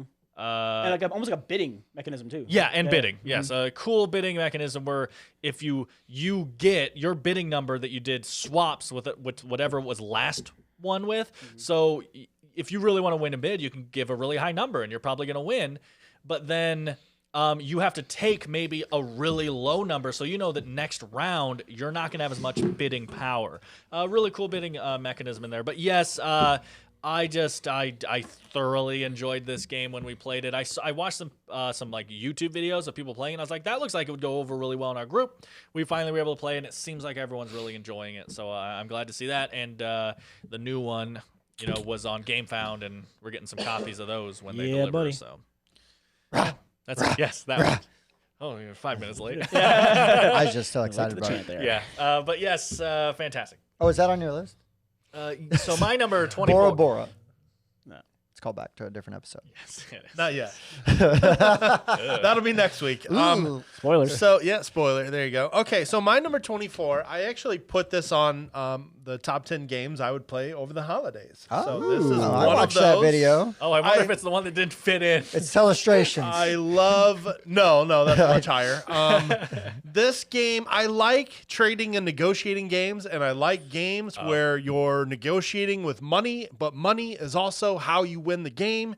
And shout out to the Warsaw group that showed me Chinatown. Oh, this game is great. I love Chinatown. It is such a simple game. All right, everybody, we're going to give you some random businesses. All right, everybody, we're going to give you some property cards with numbers on them. All right, everybody, trade all your stuff as much as you want. Okay, now place your businesses on your properties. Okay, collect income. Do that 5 times. Whoever has the most money wins. When you describe it like that, it doesn't sound like much of a game. Oh, it's so good. It's not so much there's fun. not a lot of rule set Yeah. here, but what makes the game is trading with other players. Sure. It does actually, in my opinion, it actually has a lot in common with Foundations of Rome and Lords of Vegas. You agree. need businesses that have to be adjacent to each other because you have sets of 3, sets of 4, and sets of 5. You complete those sets and you're going to collect more income. So, of course, you're trying to get properties that are adjacent to each other. You're not always going to draw the business tiles that you want. Then So why you would gotta somebody trade trade those. you? Why would somebody trade you the one Because you need? I'm going to be able to find something that you're going to want as well. Well, yeah, you just asked have for to more. find mutually beneficial trades. That's how Blech. trading works. I got to give you something that no, helps you. no. Bob's got to win the trade, or it's not happening. Well, I mean, then you won't like Chinatown then. I love because Chinatown. If you have people that are just only going to trade unless they get the absolute best deal possible, then you're playing a group that's not going to enjoy a game like Chinatown. Yeah, You go back and play need- with your cheaters. You need to you need to have a group where not everybody's worried about, oh, I got to have the absolute best trade every single time. Sometimes it's just like, let's keep the game moving. You get Yeah. something you want, I get something I want. All right, I'll throw in an extra $1,000. Well, that's Does that the make it work? and that's All the right. thing, right? Is I'll do it like for sweeten $1,000. that deal a little bit, and then we'll trade. Got it. I you love know? that game. I love the negotiation. Oh, you think aspect of it's it. a better trade for you? All right, then all right, throw in a couple grand. You know, that's See, that's one of my problems with something like that and something like Catan, where there's a lot of like the trading stuff involved. Is just like no one wants to trade with me because I win too often. That's what I'm gonna go with. Well, no, it's because you demand trades Best that are trade. far too good. That's why I win. That's why no one trades with you. I think the difference is that in Catan, trading is an aspect of the game. You can easily play a whole game of Catan. Right, It would be a without it. terrible game of Catan, but you can play a whole game of Catan without trading. I Yeah. mean, sometimes it's just like, I just don't have the stuff to trade.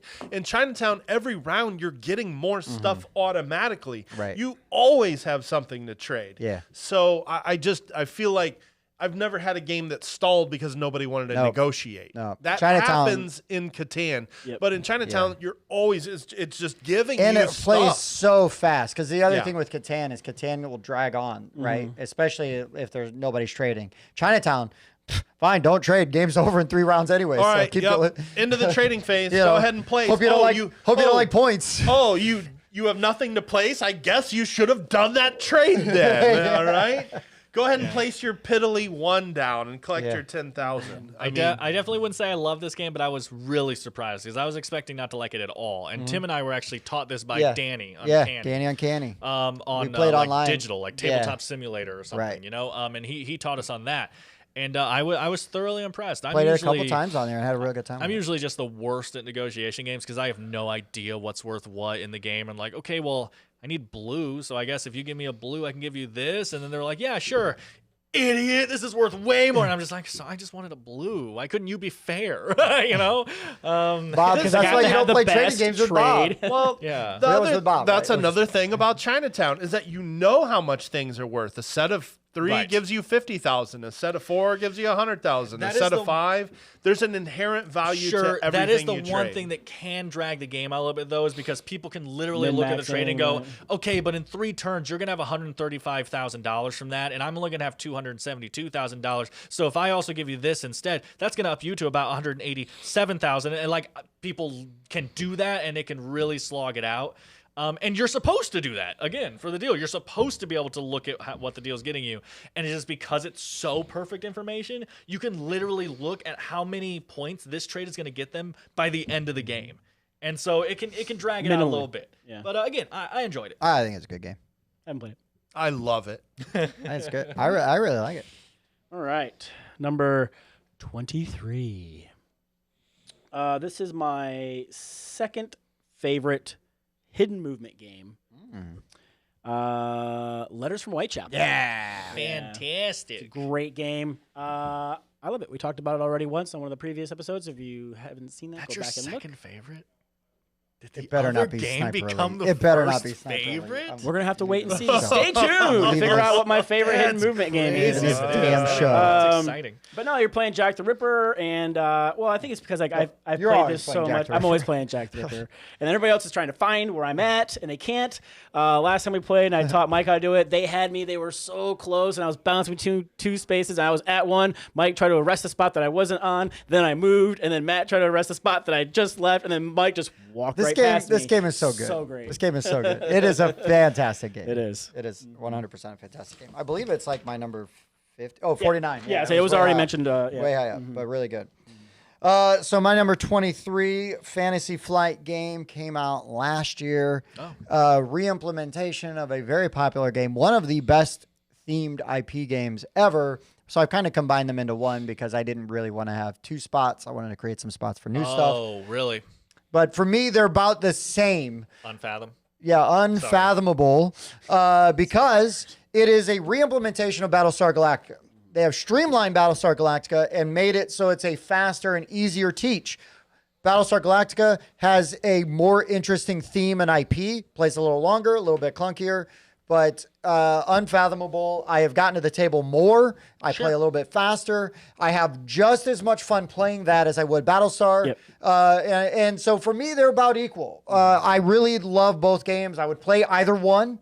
If I'm playing with people who don't care about Battlestar Galactica, I'm going to put Unfathomable on the table because it plays faster. Yeah. And it's a little bit easier to teach. I mean, the rules are basically the same. Yeah. Well, if anything, Unfathomable improves on the rules. Yeah. I just have more fun playing Battlestar But, Galactica. That's just all but it the is. thing is if it's like me and Dan and like, or Bob and like somebody else that like is excited about BSG, hell yeah, we're dropping that game down on the table and we'll play it, and have just as good a time.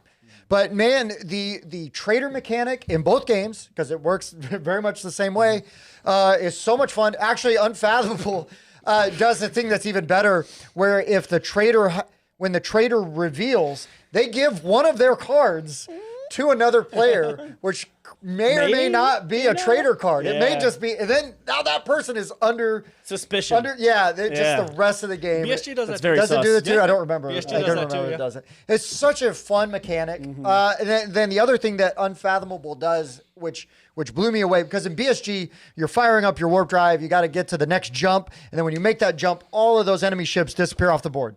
And then in perfect thematic representation, right? It starts popping. They start popping back up, and they're poof, poof, poof, poof, just like Dan did, and they're coming back, and it's so tense, and you're like, oh crap, and you're managing all these resources. So in Unfathomable, when somebody goes down to the Use the boat. to the boiler room and fires up the boat, right? You're moving, and all of those deep ones and Father Dagon and Mother Hydra that are on the side, they slide towards the back of the boat. And you can leave them behind. They're Yeah, if you're constantly trying to constantly claw moving. back to the front while you're trying to outrun them. And if they ever fall off the boat, then you've lost them. You've go back lost to the them. They deep. go back to the deep. Or you could cast the spell. You could do the spell, which then zaps everybody outside of the ship, including friendlies. Levi, who was just doing that to blast people. But man, it is such a fun game. I have a great experience every time I've played either one. I've had a great time. Highly recommend. I would say don't overpay for BSG, get Unfathomable, unless you love the BSG theme, which I don't blame you because I do. I don't have any of the expansions for BSG, but I would. Well, that's because they're $300 each. Yeah, and honestly, not that interested, for that price. But yeah. I will tell you that if they were doing expansions for Unfathomable, I'd buy them as soon as they came out. because I love that game. It's a great game. Obviously, I love that game. It's my number 23, Fantasy Flights. Terrible insert, but friend of the show sent me an insert for that game, and it is fantastic. So thank you again for that. Okay, Dan. Dan, my number 23 was number 5 last time on the list. We've gotten to one. It's dropped. It's dropped quite a bit. I just don't get to play it. It's actually, I'm doubling up on this one as well. This is a Fantasy Flight game. A new version came out last year. This is Battlestar Galactica. I've done it twice. That's hilarious. Yeah, I'm going to double up on Unfathomable and Battlestar Galactica again because they are very similar. Unfathomable plays faster and has some streamlined rules that I do think improves the game. I just love the Battlestar Galactica theme. There are times that I'm playing Unfathomable and I'm kind of sitting there and feel bored because I just don't care about the theme at all. Sure. And for Battlestar Galactica, I am in it. I am quoting it. You're a Cylon. Oh man, last time I played Battlestar Galactica, which has been a few years. I was Gaius Baltar, who starts the game with an extra like roll card or whatever. right? I love it. It's Then so halfway good. through the game, you get another roll card, right? Then when a Cylon came out, they gave me another roll card. So I had a hand of roll cards, and I'm Gaius Baltar. Which, if you know anything about the it's show, just you're like, you are definitely evil. sweating bullets. And I was not evil.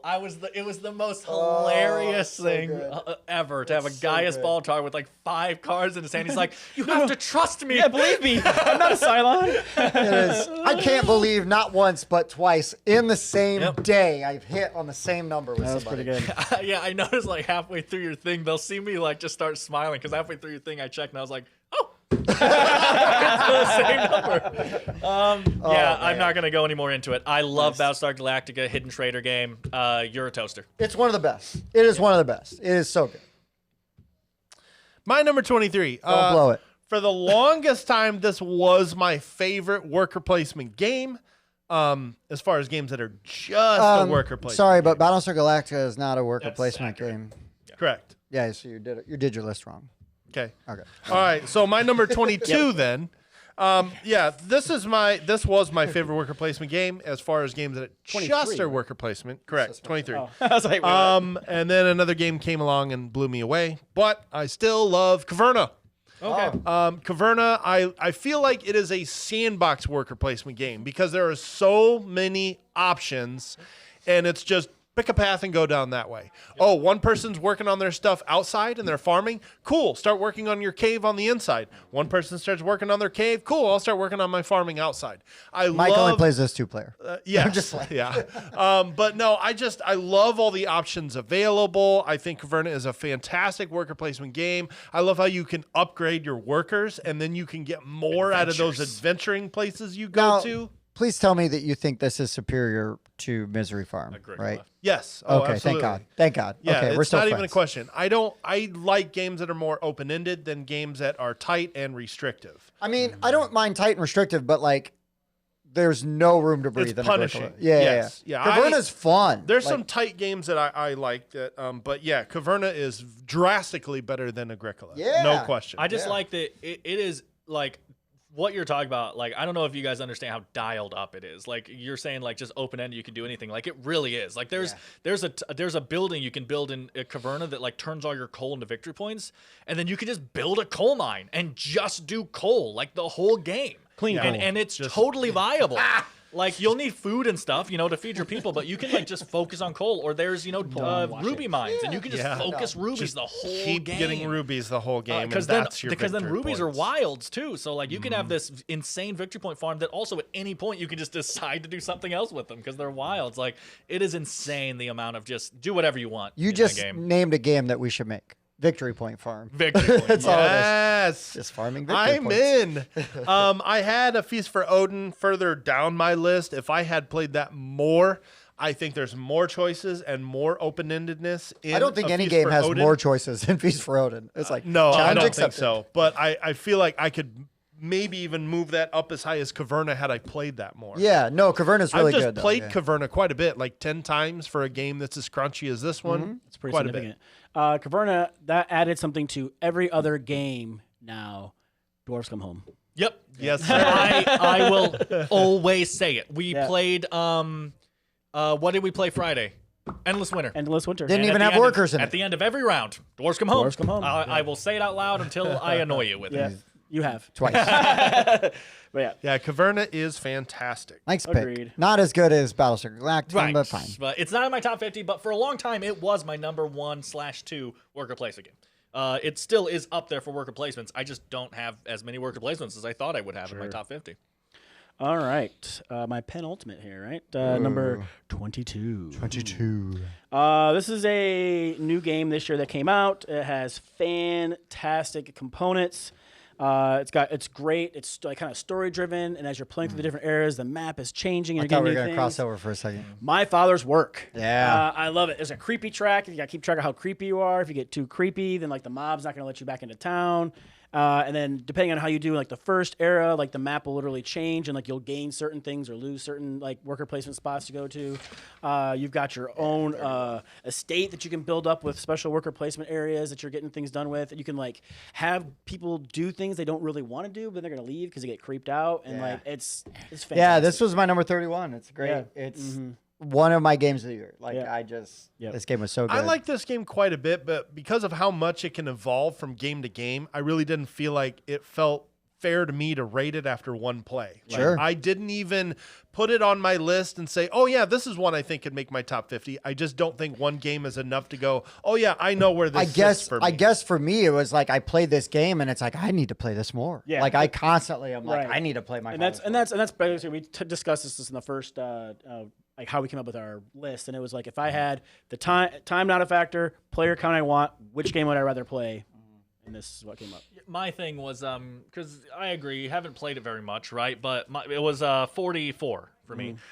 My thing is more so I rated it after one play, like I would any game. That rate can change after multiple plays, but I rated it, and then so it was in my pub meeple thing, and then it just kept sliding up. I want to play that. I want to play that. I want to play that. Right. And so if I liked a game that much, enjoyed the experience that much, and want to play it that much, it just made its way into my Yeah, list. it's a great game. I do totally get your perspective though. Fantastic components. Yeah. No, I understand. But no, good pick. Good pick.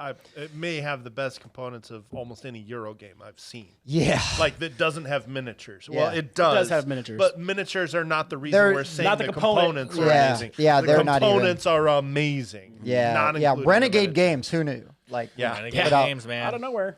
They're good. They got Clank on the Component-wise, list though. today. They got My Father's Work on the list today. So I'm going to get away from Renegade games and go to my number 22, which is the last of my Fantasy Flight games today.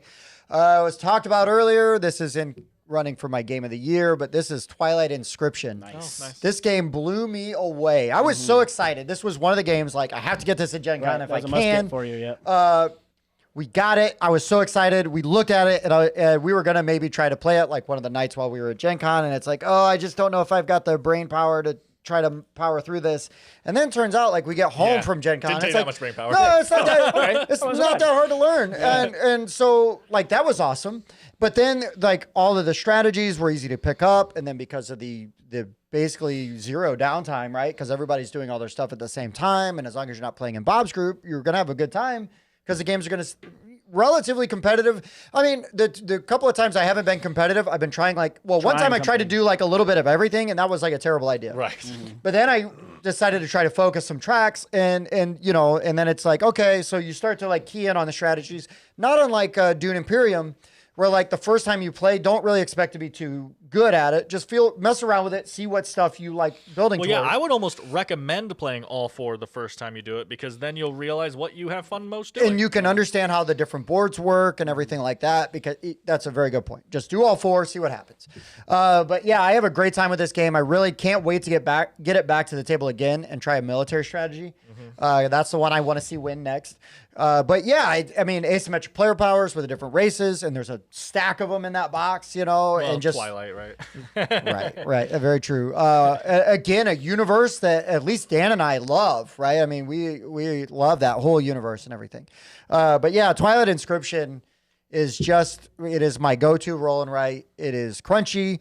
It is intimidating, but it's a gentle giant. It'll ease you in there. It's really good. I absolutely love it.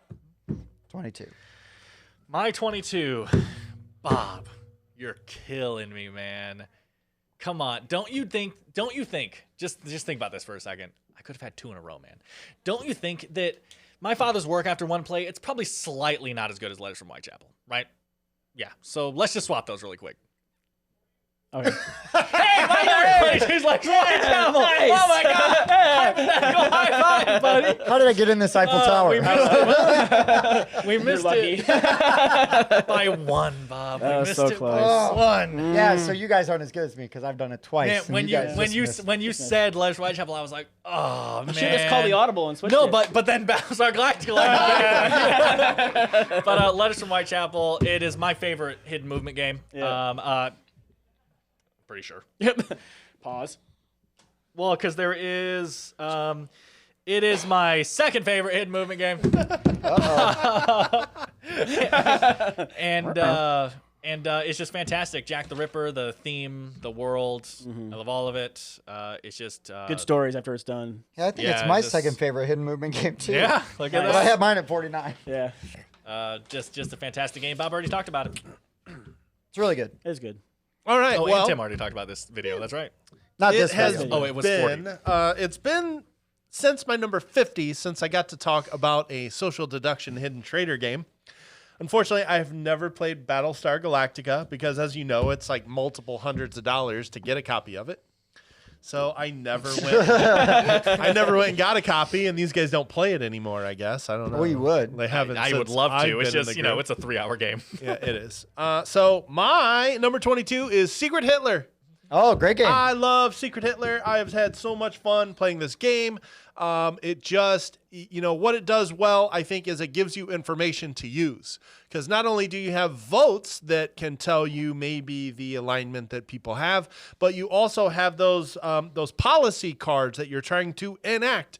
You're trying to enact either liberal or fascist policies, and that is just another piece of information you can use because the president is going to draw 3 of them. He's going to eliminate one, and then he's going to give the other 2 to the chancellor. And the chancellor is going to enact one of those policies. Well, which if the president gives him a choice and gives the chancellor a liberal and fascist policy, and he enacts the fascist policy, well, you know a little bit about your chancellor now, don't you? And I love that extra piece of information this game gives you.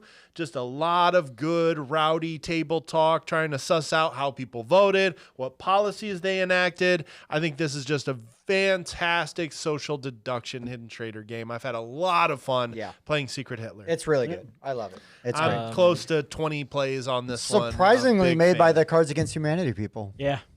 This was one of my 6s. I gave it a 6. I don't love this game. Wow. I don't Oh, know. I thought you rated it 6 on your top 50. I am. No. Apparently a couple of them. Yeah, oh, yeah, so 66. This is one of my Oh, 6s. 66. Wow. I didn't love this game. I actually played this the year it came out at Gen Con with like the designers. I think like had an open hall and they were like teaching people how to play, and it didn't do anything for me. I actually thought we test played a game. Oh, like, the Terror on Starbase X. yeah, Bryce's thank you. game. I was gonna ask the name. Yeah, Terror and Starbase X. Oh, I don't know the name of And, the game. yeah. We like demoed a game that's like in pre-production at Gen Con, and to me it was like, oh, this is like Secret Hitler but interesting. Like I really like because it has very similar mechanics, but also It was in space. people have yes, and there's like like the thing like hidden alien kind of thing, Yeah. but then also people had jobs. So like I was like the engineer, okay. and so when cards came up, the person would like talk to the engineer, and I Mm-hmm. had to make a choice, and like people had to decide if they trust the engineer to make that choice and stuff. And then like there's the scientist and the medical bay officer. Okay. Right? It And, had a it was nice- just it was really cool to add those asymmetric character Right. roles. It had a nice other level to it. Even Katie, who doesn't like space games at all, Yeah, had a yeah. really good time. And again, rowdy table talk, like a similar experience. But yeah. But anyway, I'm underdog. Everyone loves Secret Hitler. Okay. Yeah. All right. Last underdog. one. Well, sure. We were going to give it to you and move on, but you had to bring it back up. All right. So, 20. At least it was a real word. Oh. If you were to look at my streaming services, you would notice 2 things. I enjoy like serial killer documentaries. Oh, wait, and not things like search that. engine. Got it. Not search engine, no. Yeah. And the other thing I enjoy is things about like World War II and World War I and stuff like that. With that being said, Secret Hitler, because of the Nazis. my number 21 game is my favorite hidden movement game. Oh. Sniper Elite. He's like, I'm back out. This is one of my 6s. I don't know. I really enjoy I like, Letters from Whitechapel, but like the things that Sniper Elite does for me, like one, it's got the bag building. I love bag building. It's World War II stuff. I love World War II stuff. It's got a lot of like the different cards and stuff that you can play, and like the fact that you can move 0, 1, or 2 spaces, but depending on how far you move, you have to tell people when they hear sounds and whatnot. So that's like, was that somebody over there? That part Was is that somebody over there? interesting. And I really enjoyed that. And then you have like the different objectives, and as you complete objectives, like bells are going off. Like, he was just over there. Quick, we gotta get start surrounding that area and try to figure out where he's going. And then you're playing cards to try to sneak past and things like that. Like I have a lot of fun with it. I need to let somebody else play the sniper. I also just really like that both teams are powerful. In a lot of hidden movement games, like some that may be mentioned by Tim later, one team's just searching, and there's nothing wrong with that. Letters from Whitechapel, which I like a lot. One team's just searching on their turn. It's just, are you here? No. My turn's over. And in Sniper Elite, you have a gun. Yeah, and you go around and you shooting. shoot stuff, and you try to kill the guy and stuff, and you have an active role in the game. And it's not just like I can move twice as far on my turn, like a lot of hidden movement games and stuff do. Like no, I'm searching this spot, I'm shooting this spot, I'm using my ability to send out dogs. Like you have a very active role as the searcher, and I find that just really fun. It was 41 for me, but yeah, I really like what this game does. I do need to see it from the other side. Yep, the different maps are neat. Yeah, different maps. I find the maps really hard to read.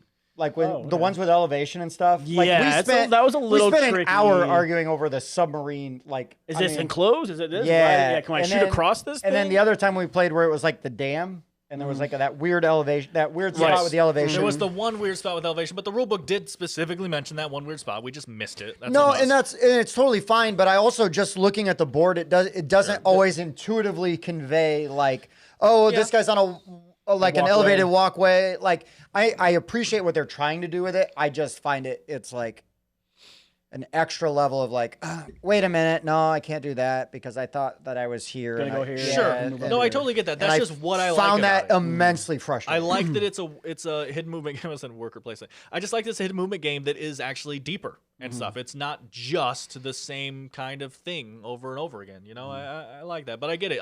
I like the fact that it's a little bit more convoluted. It's it's the only complicated one I'll play. I'll say too. Like I haven't played Fury of Dracula, which is a more in-depth, complicated. Yeah. or Spectre Ops or something like that. Yeah. Well, I played Spectre Ops. That one's pretty family weight, but Yeah, I love Spectre Ops, but anyway. Yeah. Yep. no, I mean I Alright. get it. I love I can't believe that's your number one hidden movement. I mean, it Amazing. was. I don't really it's care for my, your other one. It's my I second. love it's one I of know my you favorite do. games. I know. One of my game of the year last year. I don't dislike it. It wasn't in my top 50. I think it's good. I just think the other 3 are better. Yeah, but no, Fury of Dracula is great. I just would rather play any other Other one one than than that Sniper Elite. Okay. I just feel like the gimmick for Sniper Elite is the bag building, and that's like the only new thing to me that it really provides. And I find the maps harder and more frustrating than any of the other hidden movement.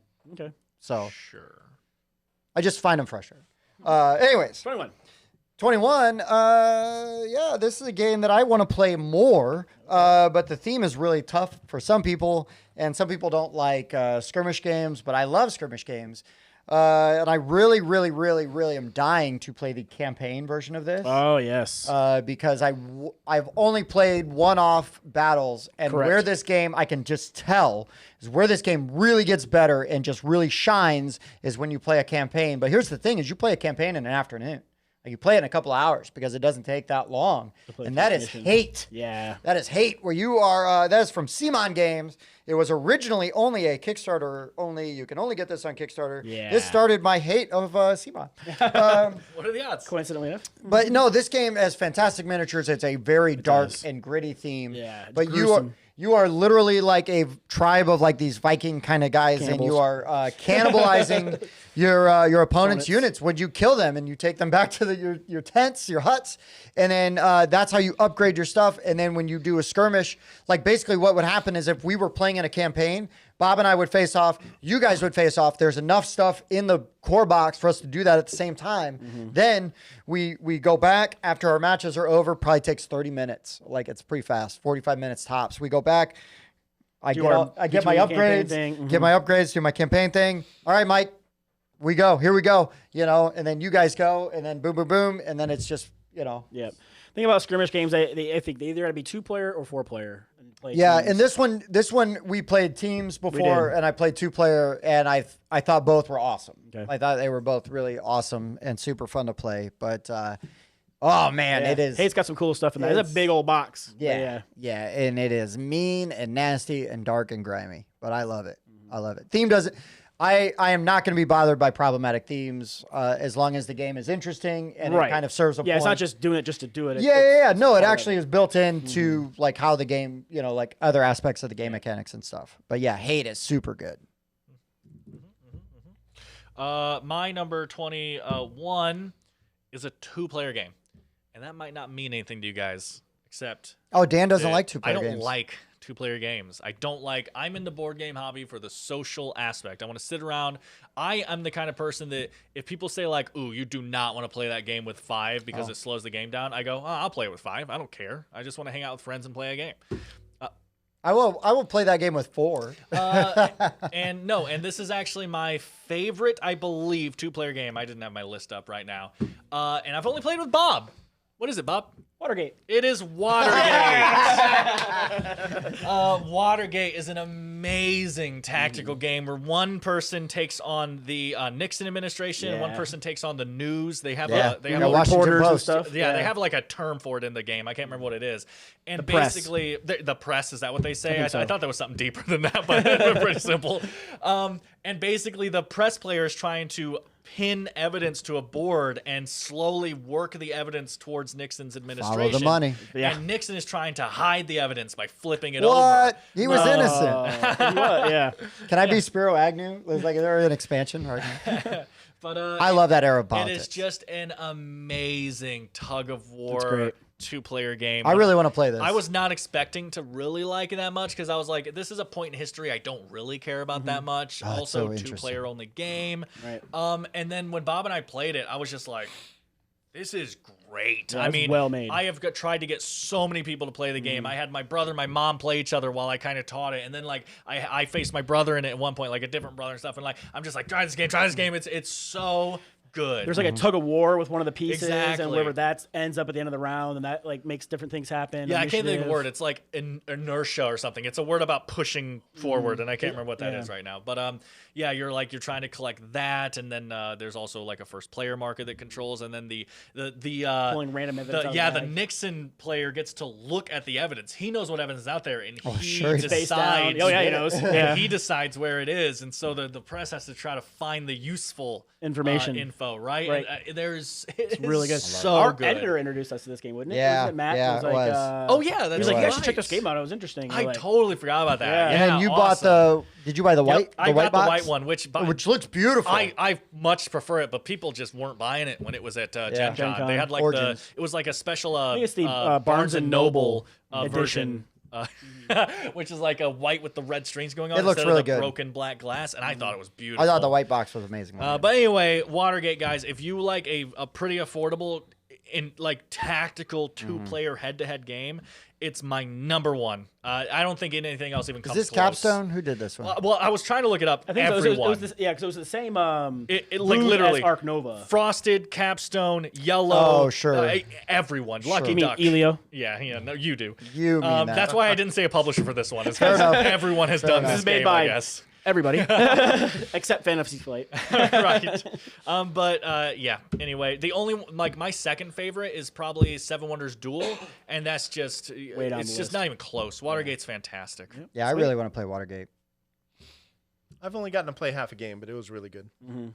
Okay, so my number 21 is crossover with Tim from earlier today. Nice. I just played it last night. 2-player.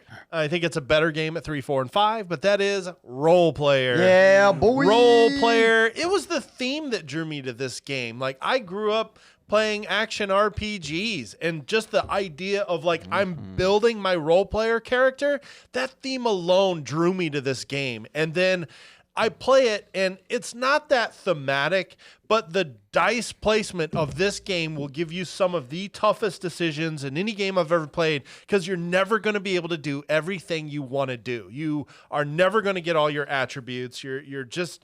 you're always going to be left wishing you could do more than what you already did.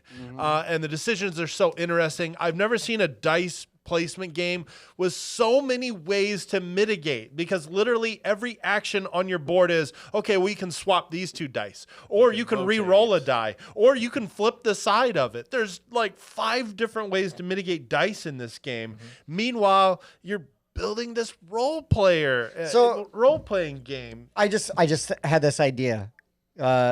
For D&D, the next time any of us play D&D, use role player to make your character. You have to play the character you make a role player and use those stats by the end of the game. The only issue with that, the stats are We'd fine. all have amazing Well, stats. I was going to say the only issue with that is like, you just randomly get dealt. I guess I have to play a barbarian. Oh, yeah, deal with it. Randomly dealt it. Yeah, get creative. So, you know, they actually made a game to do that, right? It's called Role Player Adventures. So it is literally a role-playing game where you use the player that you created in Role Player and you take it into a role-playing game. Basically, he pooped on your parade. Really glad I thought of it. So, Role Player Adventures. I actually think, by the way, it's just a matter of perspective, right? I actually think it's an incredibly thematic game. I agree But that the it's super thematicness thematic. is you're making a character for Yeah, D&D. that's the theme. But like you say, like really tough decisions, the way you're manipulating your numbers and all this stuff, and it's like, have you made a D&D character? Have you played with Bob's group? They're totally manipulating their numbers the whole time. wow. I need to.